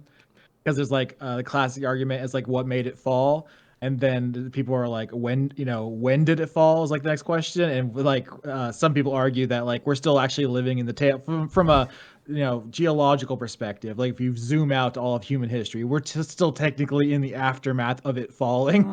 Like eventually. We'll figure it out one day. How many Dimitri Martins do we have to get before we're a different civilization? That's how they're gonna measure eras. Yeah. In the distant future is by Dimitri Martins. I just looked this up. Yeah, like projecting sea level rise is like done in inches. People are like, it's gonna be cataclysmic. We're gonna have 12 additional inches. 200 meters is so much. It's a lot. It's comical. But I think the ancient weapons that sank the One Piece world should be revealed to be oil refineries. I probably are not going to be. Well, we know some of them to a certain extent. We know that Princess Shirahoshi is kind of one. She has the power to control Sea Kings. We know that there was like weapons. One was like a ship. Like we know that there's certain things, but all right. Yeah. Maybe... 2 questions. Okay. 2 questions. Did the audience guess this way ahead of time? Has it like been well thought of in the One Piece fandom that this stuff was like basically the way it is? And 2, are they mad? So I will say this: I'm sure that there's been some people who have absolutely predicted this, or at least had maybe like hunches this was going to happen. I don't really pay attention to like One Piece theory crafting. I've just enjoyed following along with the series, but I'm sure that there has been a growing theory that's how this world basically was shaped. Yeah, I mean, it makes some sense. Like, season 2 of Dice Funk, we had the seas were rising as like a main plot thing, and then later, famously, another apolitical piece of media, Dice Funk. We've never gotten political on that show once. I believe it was canonical after the end of season 6 that there's a god that ate cops as like a source of nutrients. Yeah, they give you all kinds of powers. The power of the state to use violence. But yeah, then later it's post-apocalyptic. So I don't know. I never really gave the One Piece setting that much thought. I was just like, oh, this is a world where everything is islands. I accept that uncritically. But I feel like if I was reading 1,000 chapters where they were hinting about the lost century, I probably would have guessed that if I had been more active in thinking about it. So sure, yeah, I mean, part of it is that there are so many mysteries in One Piece that we're finally starting to get a lot of answers to them. Like, it's one of those things where I'm like, I feel like you could theory craft like 1,000 different parts of One Piece, and you might not interact with somebody else who's also doing the same thing. Like, you're just on different ends of the same like jigsaw puzzle, basically.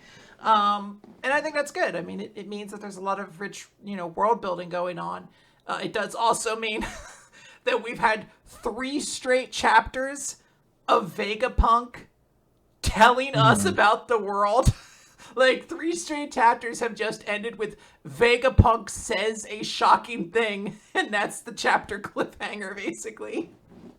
And it's all gonna be for nothing because obviously all the characters are gonna be like, "This is woke propaganda," and we'll dismiss it and never bring it up again. Oh my god, I hate reality.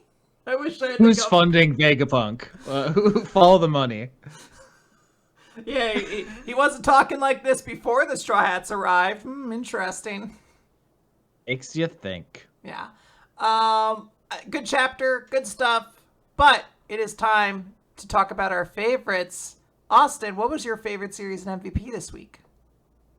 This is easy. I feel like I've kind of guilty because it's so easy for me, and I think it was also my choice last time I was on, which is Blue Box and the Ring Pop. for chapter and MVP. It's just really cute and romantic. It's so cute. It's just liking somebody so much you want to put the ring on your finger, but you're too embarrassed, so you do it secretly while the metaphorical fireworks happen. It's adorable. Yes. I'm sorry. Very much so. I think I am going to give my chapter of the week also to Blue Box. Very, very cute. I always love it. I think everybody gave their chapter of the week to Blue Box. This was a Blue Box every chapter. My character of the week, I think I am going to give to... I think I'm going to give it to Haku from Green Green Greens. I did really like that moment of him hitting his own shot and all like the bad vibes essentially leaving him. I think that was really cool. I love that I'm going to look at this list later and be like, what the fuck is Ring Pop? It was either that or the octopus from Marriagetoxin. There you go. Those are my 2 favorites. I do like that I agreed with the audience, though. It makes me feel like it was a test I got a good score on. Because if I had just come in here and be like, I don't know, I just really liked Akane-banashi, and they got 0 votes, I'd be like, fuck, I don't know shit about manga. I shouldn't be on the show. I'm a stupid asshole. You're absolutely not. The audience, by the way, picked Kyoko from Psych House as the character of the week. Look, our fans, I don't want to say they're horny weirdos. That sounds so mean. End. Hard end. Cut off the call. Podcast ends. No, they're allowed to have their tastes. I may not necessarily agree with them, but they are allowed to have their thoughts.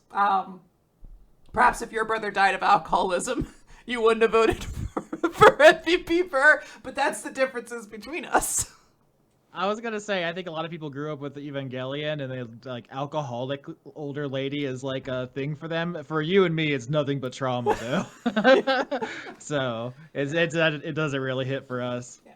I do want to also note, by the way, Nick gave his picks into Ninja earlier. So Blue Box was a series of the week, and Venus from One Piece was his character of the week. Specifically, V Nostro. How do you feel about that, Nick or Austin? How do you feel about pun names to that level?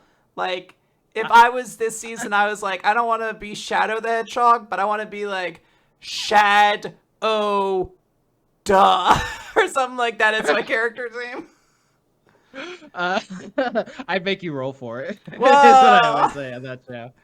That's I do like that Nick agreed with Nick, though. We are one Nick together. Nick and Nick have been formed agreed. the Uber Nick. Yeah. All right, guys, that is going to do it for the Manga Recap this week. I want to thank Austin Yorski for joining us. Austin, where can people find your amazing podcasts? I'm so easy to find. You can hunt me for sport at your leisure. Austin Yorski anywhere, just my name. Patreon.com/Austin Yorski. The podcast I do mostly is Dice Funk, an actual play tabletop podcast where we basically play Dungeons and Dragons. It's very funny, occasionally sad. There's also some bonus pods. Quinn and me talk about movies a lot, and we read books together. That bonus podcast is called Spew Punk. It is, if you want to get onto the Patreon, it's just $1 for what, 200 hours of content. If you're like, I haven't heard enough of Quinn's voice, I want to hear more of it. I even want to hear it before she started changing it. I want all that content. You have a lot. If you pay a single $1 to Austin Yorski, you get a lot of content. Yeah, so we're reading like some classic literature. We're watching the latest movies in theaters, and you were discussing a very personal journey. You have to earn that one, though. Well, listen to them in order so you can really Oh yeah. savor the last couple of I releases. for a moment I was like, oh, are we gonna hint and tease at the fact that in an upcoming episode we're gonna talk about I Saw the TV Glow because it's like a deeply personal movie that I have a lot of thoughts on, and I was like, oh no, Austin's talking about the one where I talked about my sexcapades. Yes, both very important, personal, Episode vulnerable. 64. You guys just jump right to it. Just get right into it. Yeah, if you want to hear just some truly slutty behavior, parentheses affectionate. We love you. Yeah. But yeah, it's all over there. Patreon.com/Austin Yorski, or just Dice Funk on any podcasting platform. Yeah, that is awesome. Go check that out, everybody. Big thanks, of course, to Ninja X3I, who helps us do everything on this podcast. Puts up the Google Doc that you can find if you want to get your vote cast for MVP. That's the place to do it. You can also recommend series on the Google Doc. You can check out reviews and see what recommended series are there. You can check out past awards, all sorts of stuff. It's really, really cool. I would also give a special thanks to Milo Jack Stillitz and Wensleydale Cheddar, who do the animated intro that you see if you watch this on YouTube. Always greatly appreciated. And also, don't forget to check out our Discord, everybody. We have a lot of fun there. There's a lot of discussions. We have a cooking channel where everybody shares recipes and pictures of their food. We have a channel where you just share pictures of your dog and your cats. It's great. I don't know why Austin's not there. He's missing so many good Paris or Peanut shots. Again, I believe it's because he dislikes you. You personally, the person listening to this. He dislikes you, and that's why he's not on our channel anymore. He was there previously. He had to choose to leave. Oh my god, I just need fewer distractions. I can't have infinite access to all these people and all their opinions, or I'll never get any work done. Wow. Sounds like he doesn't love you. So, that is going to do it. Once again. Why are you undermining me, Quinn? Did I ever tell you my favorite Incredibles character is the Underminer? Yeah, I think no, you told other Nick. Oh. I'm the other. Well, which Nick? There's two other Nicks. There's one Nick always lies, one always tells the truth, and one gets silly with it. Can I? Oh man, I really want to hang out with that third Nick. Can I note that if I ever ran into that puzzle in real life, I would just shoot myself. Like I don't want to logic it out. I can't. You would react the way I would if I bombed on stage while doing stand-up. Oh my god! You tell one joke, it doesn't get a huge laugh, and you pull out a revolver. I just reach up and I break my own neck. I turn my head around 180 degrees like the Exorcist. Okay, this is actually another important question. You're about to go on stage. You don't think you're going to bomb. What do you want your walk-up music to be? Oh, I wish I had more time to think about it because I bet I'd have a really funny answer. Yeah, I was thinking something like Evil Woman or I Believe in a Thing Called Love. Just stuff which are like, I don't know if these are really like hype musics or anything like that. Yeah. That's something to make everyone really uncomfortable. Closer by 9 Inch Nails. It's like, whoa.